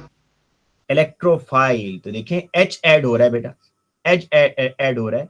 तो आपने अब याद रखना है कि जितने भी एल्कीन्स हैं, all alkenes give electrophilic addition reaction. Alkenes give electrophilic addition reaction. ये बेटा याद रखना है कि एल्कीन सिर्फ एडिशन रिएक्शन मत लिखिएगा, इलेक्ट्रोफिलिक एडिशन रिएक्शन। अच्छा बेटा मैं टाइम जाया किए बगैर मजीद इस तरह की एग्जांपल्स नहीं कराऊंगा आपको, सिर्फ एक चीज बता देता हूं इसी के ऊपर ही। अगर बेटा वो ब्रोमीन के साथ आपको रिएक्शन दे, तो ब्रोमीन के ऊपर आप चार्जेस कैसे डालेंगे? ब्रोमीन के ऊपर तो बेटा, ब्रोमीन तो है ये एक नॉन पोलर मॉलिक्यूल है, तो इस नॉन पोलर मॉलिक्यूल के ऊपर बेटा आपके चार्जेस कहां से आ जाएंगे? सर जब ये हाई इलेक्ट्रॉन डेंसिटी रीजन को अप्रोच करता जाएगा तो जो करीब वाला वो स्लाइटली पॉजिटिव हो जाएगा, इसके अंदर के इलेक्ट्रॉन को पहले हो जाएंगे। ठीक है बेटा, देखें ये जो बात बता रहा है अब्दुल्ला यासीन, सुन लें कि ब्रोमीन के ऊपर भी आपने इस तरह चार्जेस डालने, स्लाइटली पॉजिटिव और स्लाइटली नेगेटिव। लेकिन क्यों? उसकी बेटा मैंने आपको रीजन, ये पहले सुन लें, फिर मैं नीचे इसको लिख भी देता हूं एक दो लाइंस में। बेटा उसकी रीजन ये है कि जो पाई बॉन्ड होता है ना बेटा, पाई बॉन्ड, इस इन दो में से आप किसी एक को पाई बॉन्ड कह सकते हैं, आपकी मर्जी है। पाई बॉन्ड के बारे में बेटा याद रखें कि पाई इलेक्ट्रॉन्स जो होते हैं ये न्यूक्लियस से बड़े दूर होते हैं। कार्बन एटम का जो न्यूक्लियस है उसका होल्ड, उसकी अट्रैक्शन पाई इलेक्ट्रॉन्स पर इतनी ज्यादा नहीं होती, तो जिसकी वजह से हम ये कहते हैं कि जो पाई इलेक्ट्रॉन्स हैं वो बड़े एक्सपोज हैं। एक्सपोज का मतलब है बाहर की तरफ निकले हुए। तो जो ही आप बेटा ब्रोमीन को अंदर डालते हैं इस एल्कीन में, तो ये जो ब्रोमीन के बॉन्डिंग इलेक्ट्रॉन्स हैं, बॉन्डिंग इलेक्ट्रॉन्स ऑफ ब्रोमीन, और जो पाई इलेक्ट्रॉन्स हैं कार्बन के, ये बेटा एक दूसरे को रिपेल करते हैं। इनमें रिपेलियन होती है किसके अंदर? ब्रोमीन के बॉन्डिंग इलेक्ट्रॉन्स में। और बेटा ये जो एरिया है ना, आप इसको ये भी कह सकते हैं कि ये जो एरिया है, इस एरिया में इलेक्ट्रॉन डेंसिटी बहुत ज्यादा है। मुझे बता सकते हैं इसमें कितने इलेक्ट्रॉन है बेटा? कार्बन कार्बन डबल बॉन्ड के दरमियान कितने इलेक्ट्रॉन है, ये बता दें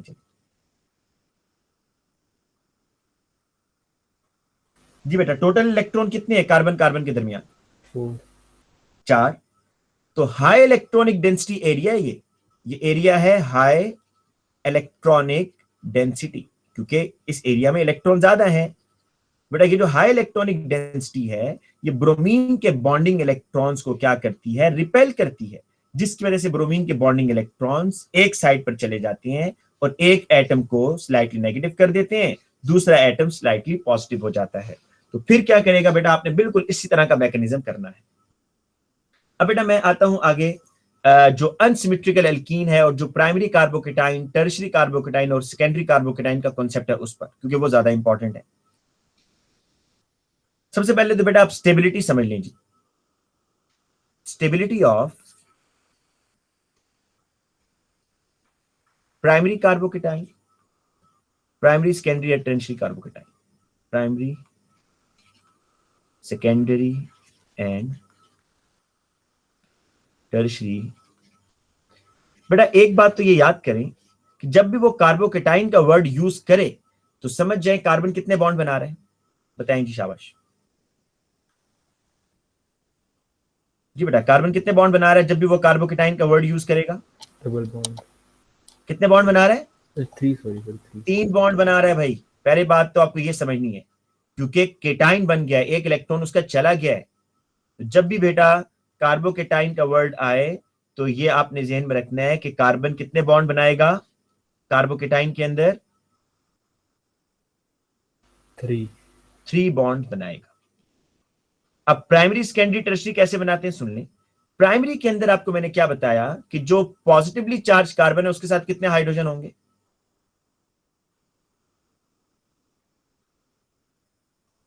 2। या दूसरी निशानी भी बताइए कि जो पॉजिटिवली चार्ज कार्बन है वो डायरेक्टली एक कार्बन से कनेक्ट होगा। इस कार्बन की चेन आप बढ़ा भी सकते हैं, CH2 CH3 कर ले, ठीक है, लेकिन ये बात कंफर्म है कि एक कार्बन से कनेक्ट होगा, बस ऐसे। या हम इस मिथाइल की जगह बेटा R कर लेते हैं। R मेरा ख्याल है ज्यादा अच्छा है। R का क्या मतलब होता है? R is alkyl group. R क्या बेटा? एल्काइल ग्रुप है। एल्काइल ग्रुप का मतलब है मिथाइल, इथाइल और इसी तरह आगे जाते जाएंगे, प्रोपाइल, ब्यूटाइल, कुछ भी हो सकता है। बेटा सेकेंडरी कार्बोकेटाइन, ये तो प्राइमरी है जी। सेकेंडरी कार्बोकेटाइन में आपका पॉजिटिवली चार्ज कार्बन के साथ कितने हाइड्रोजन होंगे जी बेटा? नहीं याद बेटा? 1 सर। और ये आपको बताया था कि सेकेंडरी कार्बोकेटाइन में जो आपका पॉजिटिव चार्ज कार्बन होगा उसके साथ 2 एल्काइल ग्रुप होंगे या 2 कार्बन से कनेक्ट होगा डायरेक्टली ऐसे। और बेटा टर्शियरी कार्बोकेटाइन के अंदर जो आपका पॉजिटिव चार्ज कार्बन है उसकी कोई हाइड्रोजन नहीं होगा या वो 3 एल्काइल ग्रुप के साथ कनेक्ट होगा। बेटा एक चीज तो कंफर्म है कि ये तीनों ही अनस्टेबल हैं, क्योंकि तीनों के ऊपर बेटा क्या आपको नजर आ रहा है? Positive charge. और आपको पता है कि पॉजिटिव चार्ज का आना अनस्टेबिलिटी की अलामत है, स्टेबल होने की अलामत नहीं है। लेकिन इस पॉजिटिव चार्ज को मिनिमाइज कौन कर रहा है? देखें आपको एक चीज समझनी है और ये मार्किंग स्कीम का कीवर्ड है, अल्काइल ग्रुप्स। आप लोगों ने प्रैक्टिस की हुई, आपको पता है वो क्या लिखता है बेटा मार्किंग स्कीम में? Alkyl groups are electron donating groups. Electron donating group. एक और बेटा वर्ड भी यूज करता है कि इनका पॉजिटिव इंडक्टिव इफेक्ट होता है, लेकिन चले आप वो इतने मुश्किल टर्म में ना जाएं। Inductive effect, positive inductive effect भी इसी को बोलते हैं कि इलेक्ट्रॉन देना, और नेगेटिव इंडक्टिव इफेक्ट का मतलब होता है इलेक्ट्रॉन खींचना। लेकिन उससे आसान वर्डिंग ये है, आप ये यूज कर लें कि electrons are electron, alkyl groups are electron donating groups. जी बेटा क्या कह रहे हो? तो मास में तो वही लिखा होता है कि as it has only one alkyl group attached with the charge is more localized on carbon positive। नहीं बेटा सम टाइम ना वो इंडक्टिव का वर्ड भी यूज करता है, लेकिन चले हमारे लिए अच्छा है, ये आसान है। अब बेटा देखें इलेक्ट्रॉन डोनेटिंग, आपको ये याद रखना है कि अल्काइल ग्रुप्स के नेचर है कि अपने इलेक्ट्रॉन डोनेट कर सकते हैं अगर इनके साथ कोई पॉजिटिवली चार्ज कार्बन हो। तो प्राइमरी कार्बोकेटाइन में एक इलेक्ट्रॉन डोनेटिंग ग्रुप है जो इस कार्बन को न्यूट्रलाइज करने की कोशिश कर रहा है।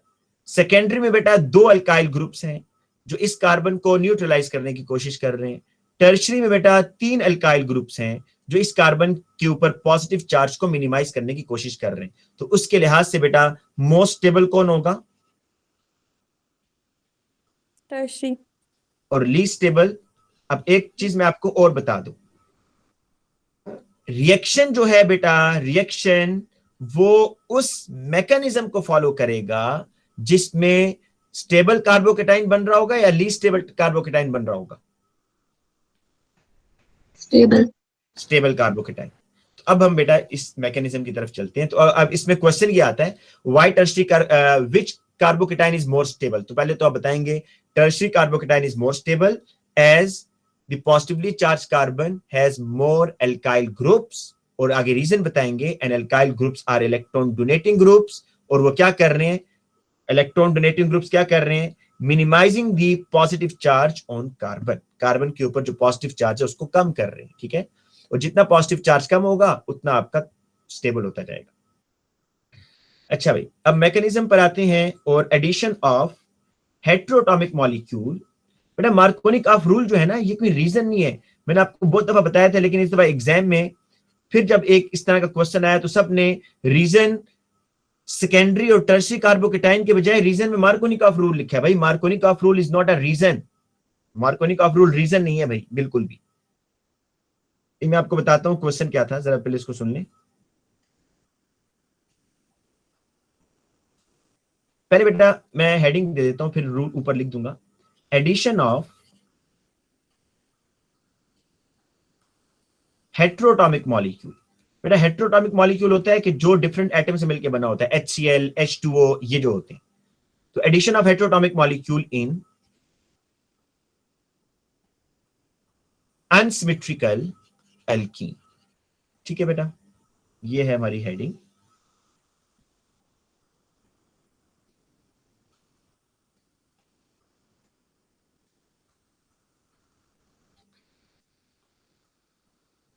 ये बेटा प्रोपीन है।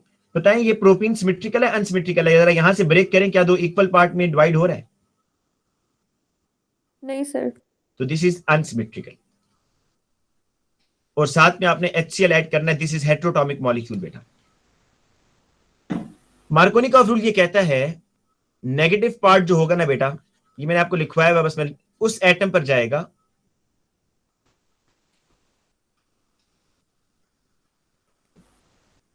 which has less number of hydrogen। यह है मार्कोनिक ऑफ रूल की स्टेटमेंट। तो बेटा बताएं यहां पर according to Markovnikov of rule, according to Markovnikov of rule क्या प्रोडक्ट बनना चाहिए जी? Cl को कहां जाना चाहिए, कार्बन 1, 2 या 3? 2। हाँ, कार्बन 2 3 पर तो जा नहीं सकेगा क्योंकि ये तो रिएक्टिव पार्ट है नहीं, 1 और 2 के अंदर ही रिएक्शन होगा। और बेटा according to Markovnikov of rule Cl carbon 2 पर जाएगा क्योंकि इसके पास एक हाइड्रोजन है, कार्बन 1 के पास 2 है, तो आपके पास एक प्रोडक्ट तो बेटा ये बन रहा है। बेटा अगर एंटी मार्कोनिक ऑफ रूल देखा जाए तो उसमें क्या बनेगा जी?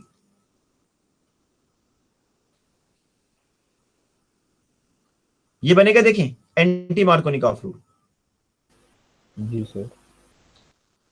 ये मेजर है और ये माइनर है। अब बेटा जब वो एग्जाम में आपसे, ये बात मेरी बहुत गौर से सुननी है, जब वो एग्जाम में आपसे पूछता है कि बताएं ये मेजर क्यों बना है या 2 क्लोरोप्रोपेन क्यों बना है ज्यादा एज कंपेयर टू 1 क्लोरोप्रोपेन, तो अक्सर बच्चे 90% बच्चों ने ये आंसर लिखा हुआ था। पहले क्वेश्चन सुन ले क्या था। क्वेश्चन था एग्जाम में, मॉक में, कि 2 क्लोरोप्रोपेन जो है ये ज्यादा क्यों बना एज कंपेयर टू 1 क्लोरोप्रोपेन। तो आप लोगों ने जो गलत आंसर लिखा वो ये कि जी according to Markovnikov of rule negative part will add to that carbon which has less number of hydrogen, इसलिए ये मेजर बना। नहीं भाई, ये रीजन नहीं है। Markovnikov of rule is not the reason. Reason आपने क्या बतानी है, मैकेनिज्म को करेंगे तो रीजन आपको खुद ब खुद समझ आ जाएगी। मैं भी आपको मैकेनिज्म करवाता हूं, आपको रीजन खुद समझ आ जाएगी क्या रीजन है। सेकेंडरी कार्बोकेटाइन भी ज्यादा। जी बेटा, ये रीजन बतानी है कि 2 क्लोरोप्रोपेन के जब मैं मैकेनिज्म अभी आपके सामने करूंगा तो एक स्टेबल कार्बोकेटाइन बन रहा है, जब 1 क्लोरोप्रोपेन का करूंगा तो एक अनस्टेबल कार्बोकेटाइन बन रहा है। This is the reason. अब जरा चेक कर लेते हैं जी, हम दोनों बनाकर देखते हैं।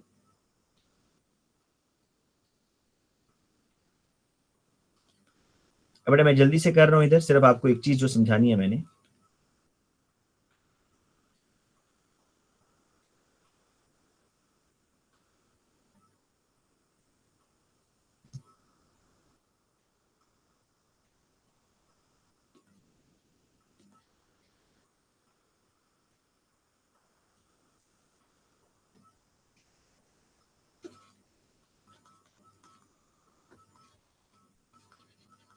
अच्छा बेटा ये बताइए जो 2 क्लोरोप्रोपेन बना है,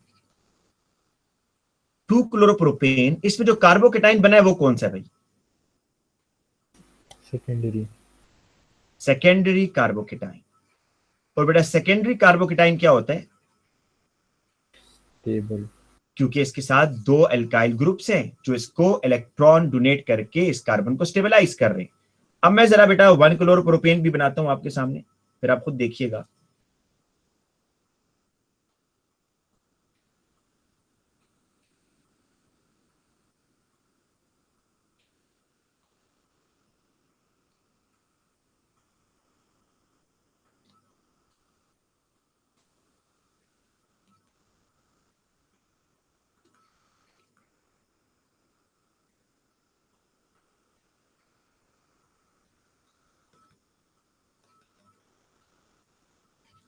ये है जी आपके पास 1 क्लोरो। ये बताएं जी 1 क्लोरोप्रोपेन के मैकेनिज्म में जो कार्बोकेटाइन बना है वो कौन सा है? जी बेटा। प्राइमरी। बेटा प्राइमरी कार्बोकेटाइन स्टेबल है अनस्टेबल है? अनस्टेबल है। बेटा मुझे ये बताएं इस रिएक्शन के पास ऑप्शन है, ये किस मैकेनिज्म को फॉलो करेगा? ये ऐसे मैकेनिज्म को फॉलो करेगा जिसमें स्टेबल चीज बन रही है या ऐसे मैकेनिज्म को फॉलो करेगा जिसमें अनस्टेबल बन रही है? स्टेबल चीज बन रही। तो इसलिए बेटा ये मेजर बनता है। तो अब मुझे खुद बताएं तो कि अगर कोई बच्चा ये लिख कर आता है जी इसके आंसर में, वो आपसे पूछता है जी ये मेजर क्यों बन रहा है, और आप लोग लिख कर आते हैं जी अकॉर्डिंग टू मार्कोनिकॉफ रूल और आगे पूरी स्टेटमेंट दे देता है, तो आपको कोई मार्क देगा वो वहां पर? नहीं भाई, कोई मार्क नहीं मिलेगा। ठीक है, तो इसलिए रीजन आपने बतानी है, मार्कोनिकॉफ रूल रीजन नहीं है। वो तो इस रीजन के बेस पर एक स्टेटमेंट हमने बच्चों को याद करवा दिया या उस साइंटिस्ट ने बता दिए। असल में रीजन बेटा आपने बतानी है कि इस मैकेनिज्म में जो सेकेंडरी कार्बोकेटाइन है वो स्टेबल है। अब बेटा आ जाते हैं हम अपने नेक्स्ट टॉपिक की तरफ, that is the oxidation of alkyne. और ऑक्सीडेशन ऑफ अल्कीन में मैंने आपको एक चीज बतानी है जो कि आपको पास पेपर में 1-2 बच्चों ने मुझसे क्वेश्चन पूछा है। ठीक है, तो उस पर आते हैं जी। अब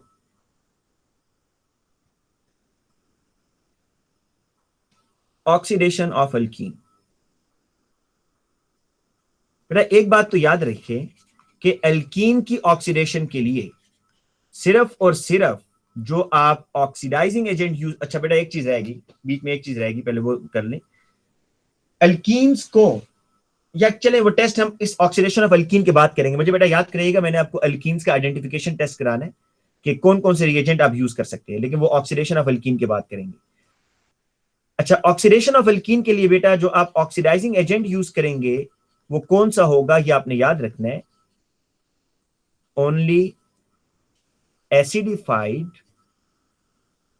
KMnO4, जो कि बेटा पर्पल कलर का होता है, और पर्पल से कलरलेस हो जाएगा। ये पर्पल से क्या हो जाएगा? कलरलेस।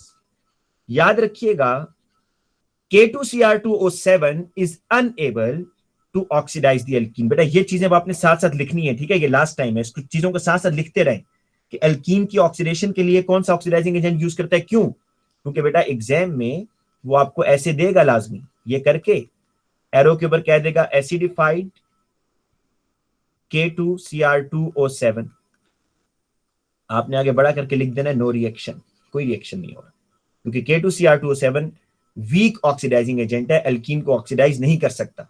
बेटा ये चीजें अब आप इसको साथ साथ लिखिएगा कि जो KMnO4 है वो अल्कीन को ऑक्सीडाइज कर सकता है। मैं नीचे लिख देता हूं, only acidified KMnO4 is able to oxidise the alkene. ठीक है जी। अब बेटा ऑक्सीडेशन ऑफ अल्कीन के अंदर 2 केसेस मैंने आपको कराए थे। एक ऑक्सीडेशन होती है बेटा कोल्ड डाइल्यूट एसिडिफाइड KMnO4, वो इसको बेटा ऐसे भी लिख सकता है H और MnO4 1- ऐसे भी लिख सकता है। ठीक है, और दूसरी होगी बेटा hot concentrated acidified, hot concentrated acidified KMnO4। दोनों के बेटा डिफरेंट प्रोडक्ट होंगे। तो पहले हम कोल्ड डाइल्यूट करते हैं और फिर हम हॉट कंसेंट्रेटेड करते हैं। ये बड़ा इंपॉर्टेंट है बेटा, जिन बच्चों को पहले समझ नहीं है इसको बहुत ध्यान से समझना है आपने, ठीक है।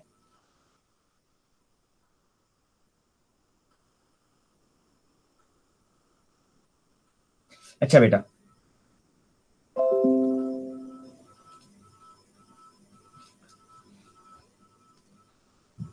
बड़ा पहले कोल्ड डाइल्यूट पर आ जाते हैं जी। कोल्ड डाइल्यूट के अंदर याद रखिएगा कि जब भी वो आपको बेटा कोल्ड डाइल्यूट के साथ रिएक्शन करवाए, ये मैंने प्रोपीन लिया हुआ है, तो कोल्ड डाइल्यूट में बेटा जो आपके रिएक्टेंट होंगे ना, पहले तो वो याद रखने हैं, एटॉमिक ऑक्सीजन और वाटर, ये आपका रिएक्टेंट होगा जी, एक एटॉमिक ऑक्सीजन और एक वाटर। ये कोल्ड डाइल्यूट के साथ हो रहा है जी, अभी हॉट पे नहीं आए हम। कोल्ड डाइल्यूट में आपके जो रिएक्टेंट होंगे एटॉमिक ऑक्सीजन और वाटर।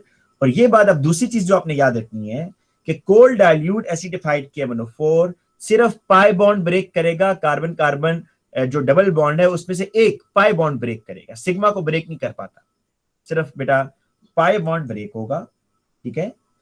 और पाई बॉन्ड ब्रेक होने के बाद अब आप हर कार्बन के ऊपर बेटा OH ऐड कर देंगे, हर कार्बन के ऊपर। देखें ना इसको, अगर गौर से देखें तो ये 2 OH बन रहे हैं, एक OH ये एक ये, तो हर कार्बन पर बेटा एक एक OH आ जाएगा ऐसे कर।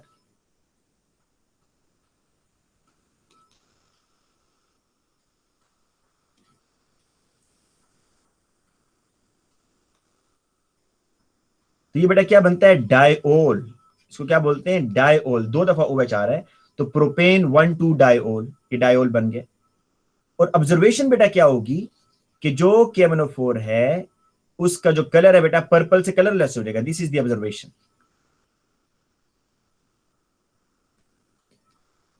ऑब्जर्वेशन क्या होगी कि पर्पल टू कलरलेस, ठीक है जी। अब बेटा अगर क्या मैं इसको अगर फर्दर ऑक्सीडाइज करूं, कोई बच्चा मुझे बता सकता है, क्योंकि आज हमने अल्कोहल करना नहीं है, मैं इसलिए आपसे पूछ रहा हूं, अगर मैं इसको फर्दर ऑक्सीडाइज करूं बेटा तो क्या बनेगा, कोई बच्चा बता सकता है। 2 अल्कोहल है, ये याद रखें, एक प्राइमरी है इसमें और एक सेकेंडरी है। ये वाला प्राइमरी है, ये बेटा किस में जाएगा बताएं। सर ये डिपेंड करता है ना, आप हीट एंड रिफ्लक्स कर रहे हैं डिस्टिलेशन। मैं हीट एंड रिफ्लक्स कर रहा हूं बेटा, गुड गुड, मैं हीट एंड रिफ्लक्स कर रहा हूं। कार्बोक्सिलिक एसिड से रिफ्लक्स करें, कार्बोक्सिलिक एसिड से करते वेल डन बेटा। और ये किस में जाएगा भाई, ये जो सेकेंडरी है हीट एंड रिफ्लक्स, हैं कीटोन। जी बेटा कीटोन में जाएगा। लेकिन अभी हम इस रिएक्शन को नहीं कर रहे क्योंकि अभी हमारा ये टॉपिक नहीं है। बस आप ये याद रखें अभी कि कोल्ड डाइल्यूट एसिडिफाइड KMnO4 में आपने पाई बॉन्ड ब्रेक करना है और डायोल बना देना है, ठीक है। ये रिएक्शन तो हो गया खत्म। अब हॉट कंसेंट्रेटेड पर आते बेटा, हॉट कंसेंट्रेटेड एसिडिफाइड KMnO4, इसमें क्या होगा। इसमें बेटा 3 केस है और इसमें मैंने आपको एक नई चीज बतानी है जो उसने 1-2 क्वेश्चंस में पूछा हुआ है। हालांकि वो चीज बेटा A2 में आपने पढ़नी है, लेकिन उसने यहां पर पूछी हुई है, तो वो जरा फिर सुन लीजिएगा। Hot concentrated acidified KMnO4। इसमें बेटा एक चीज तो याद रखें कि जब भी हॉट कंसेंट्रेटेड एसिडिफाइड KMnO4 से रिएक्शन करवाएंगे तो दोनों बॉन्ड ब्रेक होंगे, पाई बॉन्ड भी ब्रेक होगा और सिग्मा बॉन्ड भी ब्रेक होगा। दोनों बॉन्ड आपने ब्रेक करने हैं, ठीक है, पहली चीज। दूसरी चीज बेटा आपने ये याद रखनी है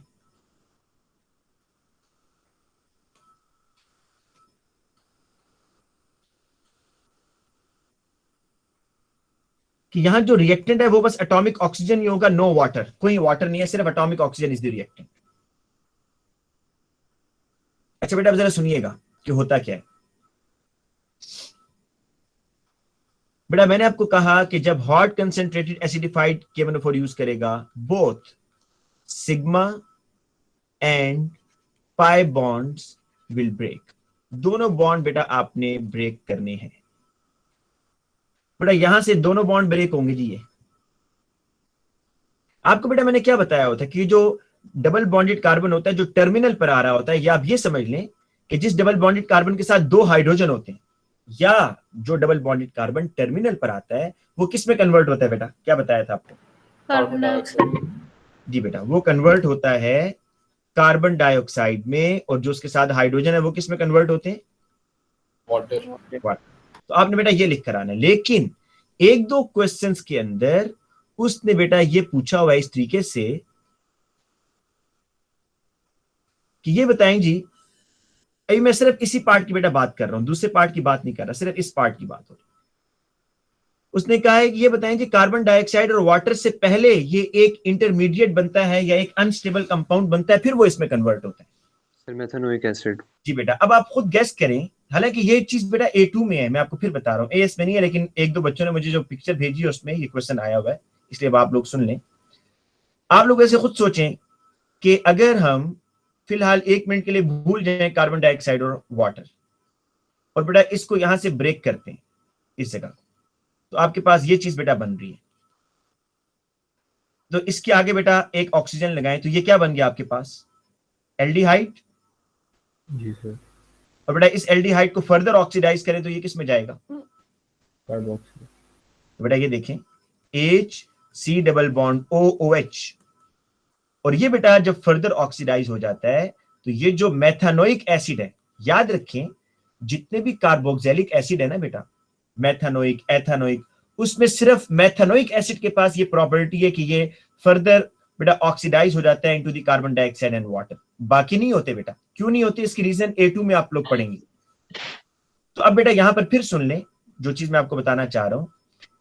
आपसे जब एग्जाम में पूछेगा कि क्या होगा जी, तो आपने मेथानोइक एसिड लिखकर नहीं आना भाई, बिल्कुल नहीं लिखकर आना। आपने लिखना है डायरेक्ट कार्बन डाइऑक्साइड और वाटर। लेकिन अगर वो आपको इस तरह बना कर देता है कि कार्बन डाइऑक्साइड और वाटर से पहले क्या बना, जो कि फर्दर ऑक्सीडाइज होकर ये बना रहा है, तो फिर बेटा आपने याद रखना है कि ये जो पार्ट है, ये पार्ट पहले एल्डिहाइड बनाता है, एक ऑक्सीजन इस कार्बन के ऊपर लगता है, फिर ये फर्दर ऑक्सीडाइज होकर बेटा एक ऑक्सीजन इधर आ जाता है और ये कार्बोक्सिलिक एसिड, मेथानोइक एसिड बनता है, जो कि अनस्टेबल है, फर्दर ऑक्सीडाइज होकर कार्बन डाइऑक्साइड और वाटर बना देगा। ये है बेटा इसमें एक चीज जो कि आपको पहले नहीं पता होगी। ठीक है भाई। तो अब मैं नॉर्मल रिएक्शन की तरफ आता हूं। बेटा आपने नॉर्मल रिएक्शन ऐसे ही लिखना है, बिल्कुल इसको आपने मेथानोइक एसिड लिख कर नहीं आना जब तक वो आपसे ना पूछे। आपने यहां पर इसको ब्रेक करना है, और आपको पता है कि ये डबल बॉन्डेड कार्बन से दो चीजें होती हैं बेटा, या तो डबल बॉन्डेड कार्बन टर्मिनल पर आए कॉर्नर पर, या ये याद कर ले कि अगर डबल बॉन्डेड कार्बन के साथ 2 हाइड्रोजन हो तो वो डबल बॉन्डेड कार्बन ऑक्सीडाइज होगा कार्बन डाइऑक्साइड में, और उसके साथ जो हाइड्रोजन है वो ऑक्सीडाइज हो जाएंगे इनटू द वाटर। अब बेटा इस कार्बन की बात करते हैं। ये जो डबल बॉन्डेड कार्बन है, इसके साथ कितने हाइड्रोजन है? एक। या बेटा ये देख लें कि अगर ये डबल बॉन्डेड कार्बन फर्दर एक कार्बन से कनेक्ट है या उसके साथ एक हाइड्रोजन, जो मर्जी निशानी याद कर लें आपको जो आसान लगता है, कि डबल बॉन्डेड कार्बन के साथ अगर एक हाइड्रोजन होगा या डबल बॉन्डेड कार्बन के साथ एक कार्बन अटैच हो, तो वो बेटा किस में जाता है? ये डबल बॉन्डेड कार्बन किस में जाएगा? कार्बोक्सिलिक। हाँ बेटा ये भी इसी तरीके से, बेटा ये भी इसी तरीके से याद रखिएगा। अगर वो समटाइम इस तरह का क्वेश्चन पूछे, पहले ये एल्डिहाइड में जाता है और फर्दर ऑक्सीडाइज होकर किस में चला जाता है? कार्बोक्सिलिक। तो आपने एंड प्रोडक्ट ही लिखना होता है जब तक कि वो आपको बीच में खुद कुछ ना पूछे। तो आपने बताना है कि ये कार्बोक्सिलिक एसिड में जाएगा। बेटा ये दो रूल्स अभी आपने यहां पर सीखे ऑक्सीडेशन ऑफ एल्कीन के। बेटा इनको सीखना बड़ा इंपॉर्टेंट है, ये बार बार MCQ में स्ट्रक्चर में पूछता है। रूल नंबर 1, अगर डबल बॉन्डेड कार्बन के साथ 2 हाइड्रोजन हो, या अगर डबल बॉन्डेड कार्बन टर्मिनल पर आ रहा हो कॉर्नर पर, तो उसकी ऑक्सीडेशन ऐसी होगी कि वो double bonded carbon carbon dioxide में जाएगा और उसके हाइड्रोजन वाटर में जाएंगे। दूसरा रूल, दूसरी स्टेटमेंट, कि अगर डबल बॉन्डेड कार्बन के साथ एक हाइड्रोजन हो, या बेटा डबल बॉन्डेड कार्बन फर्दर एक कार्बन से कनेक्ट हो, तो बेटा वो किस में जाएगा? कार्बोक्सिलिक एसिड में जाएगा वाया एल्डिहाइड। एल्डिहाइड पहले बनेगा, फिर फर्दर ऑक्सीडाइज होकर कार्बोक्सिलिक एसिड में चला जाएगा। तीसरा रूल जो बेटा है वो जरा उस पर अब आ जाए। तीसरा रूल ये है, अगर आपके पास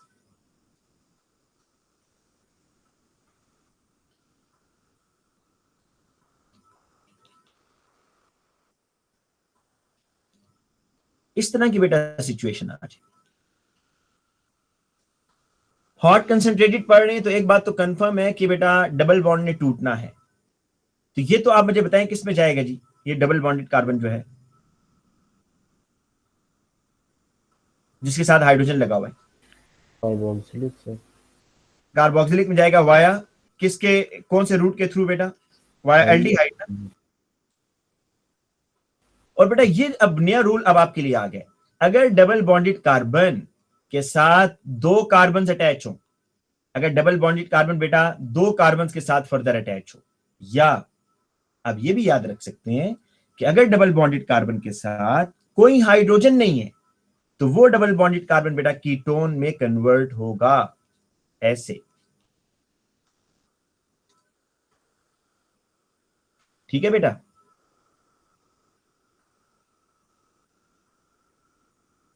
जी बेटा ठीक है। जी सर। अब थोड़ी प्रैक्टिस करते हैं बेटा। याद रखें, अगर वो आपसे इसका रिवर्स मांगे ना, अभी तो मैं एक चीज आपको सिर्फ बता रहा हूं, अगर आपको वो ये दे दे प्रोडक्ट और कहे जी इसका अल्कीन बनाए, तो आपने इन कार्बन को ऐड करना है। आपको कम से कम ये आइडिया हो जाएगा जी टोटल हमारे पास कार्बन कितने हैं, 1 2 3 4 5, टोटल 5 कार्बन होने चाहिए। ये लाजमी नहीं है एक चेन में हो, लेकिन टोटल 5 कार्बन होंगे। ठीक है, अब हम थोड़ी सी इसी की प्रैक्टिस करते हैं, लेकिन एक मैं आपको सिमेट्रिकल एल्कीन का पहले प्रोडक्ट बनाकर दिखा दूं। बेटा जो सिमेट्रिकल एल्कीन्स होते हैं ना, वो आपको मिक्सर नहीं बनाकर देते, सिंगल प्रोडक्ट बनाकर देते हैं। देखें, ऊपर वाला जो एल्कीन था ना, ये सिमेट्रिकल नहीं था। इसको आप दरमियान से कट करें ना, तो ये दो इक्वल पार्ट्स में डिवाइड नहीं हो रहा। लेकिन नीचे वाला आप एल्कीन अगर देखें तो ये सिमेट्रिकल एल्कीन है भाई। ये देखें, दो इक्वल पार्ट्स में कट होगा। तो जब सिमेट्रिकल एल्कीन की ऑक्सीडेशन होती है बेटा, तो आपके पास कौन सा प्रोडक्ट बनता है? एक सेम प्रोडक्ट बनता है ना बेटा। जी सर। तो अब मेरी बात सुनिएगा, जब भी एग्जाम में वो आपसे ये कहे कि एक एल्कीन था, इसको हमने हॉट कंसंट्रेटेड एसिडिफाइड के साथ ऑक्सीडाइज किया and you get a single product, तो समझ जाएं कि जो आपका एल्कीन है वो सिमेट्रिकल है या अनसिमेट्रिकल है? सिमेट्रिकल। Symmetrical sir. जी बेटा। अब जरा इस तरह करते हैं जी, वो आपसे कहते हैं जी कि ये आपने ऑक्सीडेशन की है एक सर वो इसमें कहते हैं कभी कि एक प्रोडक्ट देके कहते हैं कि इसका इससे पहले वाले का जी बेटा, बहुत दफा पूछा हुआ उसने एग्जाम में, बहुत दफा। तो फिर उसमें बस हम बेसिकली डबल कर देंगे इससे। मैं बताता हूँ आपको, मैं भी आपको वही करवा रहा हूँ बेटा। ठीक है। ये जी बेटा आपके पास ये है, आपने ऑक्सीडेशन की, तो देखिए मैंने सिंगल प्रोडक्ट बनाया। इट मींस के सिंगल ही बनाया, दूसरा है कोई नहीं। इसका क्या मतलब हुआ जी कि जो आपका स्टार्टिंग एल्कीन है ये क्या होना चाहिए? सिमेट्रिकल होना चाहिए। अब बेटा कैसे आपने बनाना है, गौर से देखिएगा। इसमें से ना ये एटॉमिक ऑक्सीजन को रिमूव करें पहले। इस एटॉमिक ऑक्सीजन को बेटा रिमूव कर रहा हूं मैं पीछे जाने के लिए ना, क्योंकि पहले ऐड किया था, अब रिमूव करूंगा। बेटा ये चीज बनेगी,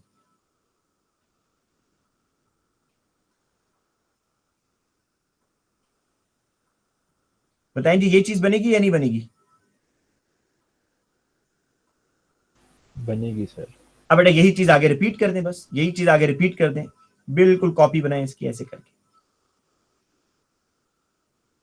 तो बन गया भाई या नहीं बना? नहीं लेकिन सर नहीं आइडेंटिफाई कैसे किया कि सर कि ये सैचुरेटेड कहते हैं, सैचुरेटेड एल्कीन है। नहीं मैंने क्या बेटा फिर जरा पूछो, फिर पूछो जी बेटा, फिर पूछो इब्राहिम भट्ट। सर ये आपने किस तरह बनाया, लाइक आपने इसका लाइक जो इसका नॉर्मल जो था फॉर्म? मैं बताता हूँ। देखो इस तरह है कि आपने एल्कीन की ऑक्सीडेशन की, ये तो स्टेटमेंट उसने बताई हुई है आपको कि आपने एल्कीन की ऑक्सीडेशन की हॉट कंसंट्रेटेड के साथ, तो बेटा ये प्रोडक्ट बनाया आपके पास। बेटा सिंगल प्रोडक्ट बनाए तो इससे आप क्या रिजल्ट निकालोगे कि आपका एल्कीन क्या होगा, सिमेट्रिकल होगा। जी सर। अच्छा, अब आपने बेटा बैक साइड पर जाना है, इस प्रोडक्ट से बैक जाना है। तो हमने एल्कीन में एटॉमिक ऑक्सीजन ऐड की थी या नहीं की थी? जी सर की थी सर। तो अब आपने बैक जाना है, तो इस एटॉमिक ऑक्सीजन को जरा रिमूव करो ना। रिमूव कर दिया? जी सर कर दिया। इस पार्ट को मैं जरा बनाता हूं बेटा, इस पार्ट को। ये देखिए CH3 CH2 C double bond CH3। बेटा आपने क्या कहा था, एल्कीन क्या है हमारी? सिमेट्रिकल है। जी सर। सिमेट्रिकल एल्कीन का मतलब होता है कि डबल बॉन्ड के जो लेफ्ट साइड पर पार्ट है वही राइट साइड पर भी होगा। तो बेटा ये राइट साइड पर मैं अब बना रहा हूं पार्ट। जी बेटा नहीं ठीक है सर। सर अगर दो प्रोडक्ट वाला रिएक्शन हो तो? वो वाला भी करता हूं बेटा, पहले ये बताएं ये समझ आ गया या नहीं? जी सर। अब बेटा आपको एक हम मेरा ख्याल है कि दो प्रोडक्ट वाला चेक कर लेते हैं बेटा।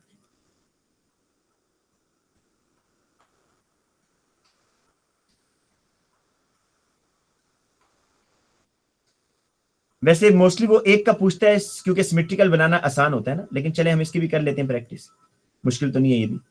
अब बेटा देखिए वो कह रहा है कि आप बैक साइड पर आए, कार्बन डाइऑक्साइड और वाटर बन रहा है, इससे आपको क्या रिजल्ट पता चल रहा है कि एक डबल बॉन्ड बेटा किस पोजीशन पर आ रहा है? ये टर्मिनल पे सर। टर्मिनल पर आ रहा है। पहली चीज तो आपको ये समझ आ रही है। और बेटा जरा टोटल कार्बन तो काउंट कर लें कितने हैं? 3 कार्बन सर। 3 तो ऐसे नहीं होगा बेटा, जरा बताएं, पहले 3 कार्बन की चेन चेक करें।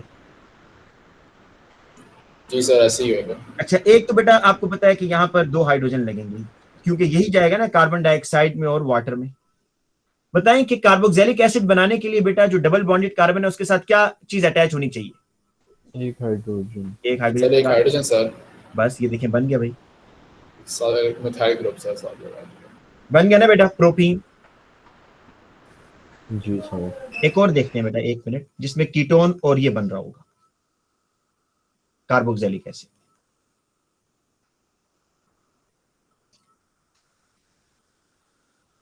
अच्छा बेटा अब देखें, अब ये थोड़ा सा ट्रिकी है, इसको गौर से समझ लें। हम बेटा बैक साइड पर जाना चाहते हैं इसके, कि पीछे क्या बन रहा है। आप यहां पर ऑक्सीजन को जरा रिमूव करते जाएं, क्योंकि हमने अल्कीन पे जाना है ना, तो ऑक्सीजन को निकालते जाएं। ये ऑक्सीजन निकालें, ये ऑक्सीजन निकालें, ये ऑक्सीजन निकालें। ठीक हो गया बेटा, ऑक्सीजन रिमूव करने हैं ना, क्योंकि अल्कीन की तरफ जा रहे हैं। बेटा अब आपने क्या करना है कि डबल, जी बेटा सारे हटा देंगे अगर पहली पहले बात है, क्योंकि अल्कीन की ऑक्सीडेशन की है तो ये कीटोन और कार्बोक्सिलिक एसिड बना है ना। पहले तो इसमें ऑक्सीजन नहीं थे, पहले तो अल्कीन था। अल्कीन अल्कीन हो और उसके अंदर OH ग्रुप भी हो। नहीं बेटा, वो आपसे इस तरह नहीं पूछेगा बेटा, बिल्कुल नहीं पूछेगा। वो आपसे कहेगा कि draw the structure of alkyne, वो आपको स्पेसिफाई करेगा कि अल्कीन बनाए। ठीक है सर। ऑक्सीजन रिमूव करने के बाद अब आप क्या करेंगे बेटा, जो डबल बॉन्डेड कार्बन है उनको मार्क मैं कर रहा हूं जरा आसानी के लिए। ये है ना बेटा 2 डबल बॉन्डेड कार्बन जो ऑक्सीजन के साथ डबल बॉन्ड बना रहे थे। जी सर। इनका आपस में बॉन्ड बना दे, बस इनका आपस में बॉन्ड बनाए। ये देखें, मैं इनको वही कलर करता हूं ताकि आप बेटा देख लें। ये एक हो गया इधर, और ये येलो वाला बेटा इसके पास आ गया। अब मुझे बताएं बेटा, इस येलो वाले कार्बन के साथ कितने मिथाइल लगे? 2। येलो वाले के साथ सर ये बेटा 2 सर। ये लगा दिए बेटा 2 मिथाइल। इस ग्रीन वाले कार्बन के साथ बेटा क्या लगा हुआ है? एक H लगा हुआ है, जी सर। ये लगा दिया। और बेटा और क्या लगा हुआ है? एक इथाइल लगा हुआ है। तो चेक कर ले बेटा, वही चीज बन रही है नहीं बन रही? यहां से बॉन्ड ब्रेक होगा, एक कीटोन बना देगा, एक कार्बोक्सिलिक एसिड बना देगा।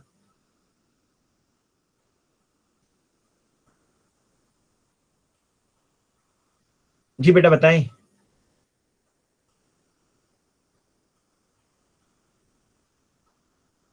हेलो जी सर ठीक है। बेटा, वैसे इतने मुश्किल नहीं पूछता आपसे, मैंने आपको बताया, आपसे मोस्टली पूछता है सिमेट्रिकल वाले, इसलिए ज्यादा परेशान ना हो, ठीक है? लेकिन ये इतना मुश्किल भी नहीं है बेटा। आपने ऑक्सीजन रिमूव किए, फिर सुन लें क्या टेक्निक है। ऑक्सीजन रिमूव किए, डबल बॉन्डेड कार्बन को जरा निशान लगा लिया करें। इन डबल बॉन्डेड कार्बन को आपस में जोड़ देना है आपने। तो बस जो डबल बॉन्डेड कार्बन के साथ ग्रुप लगे हैं उनको ऊपर नीचे अटैच कर दें।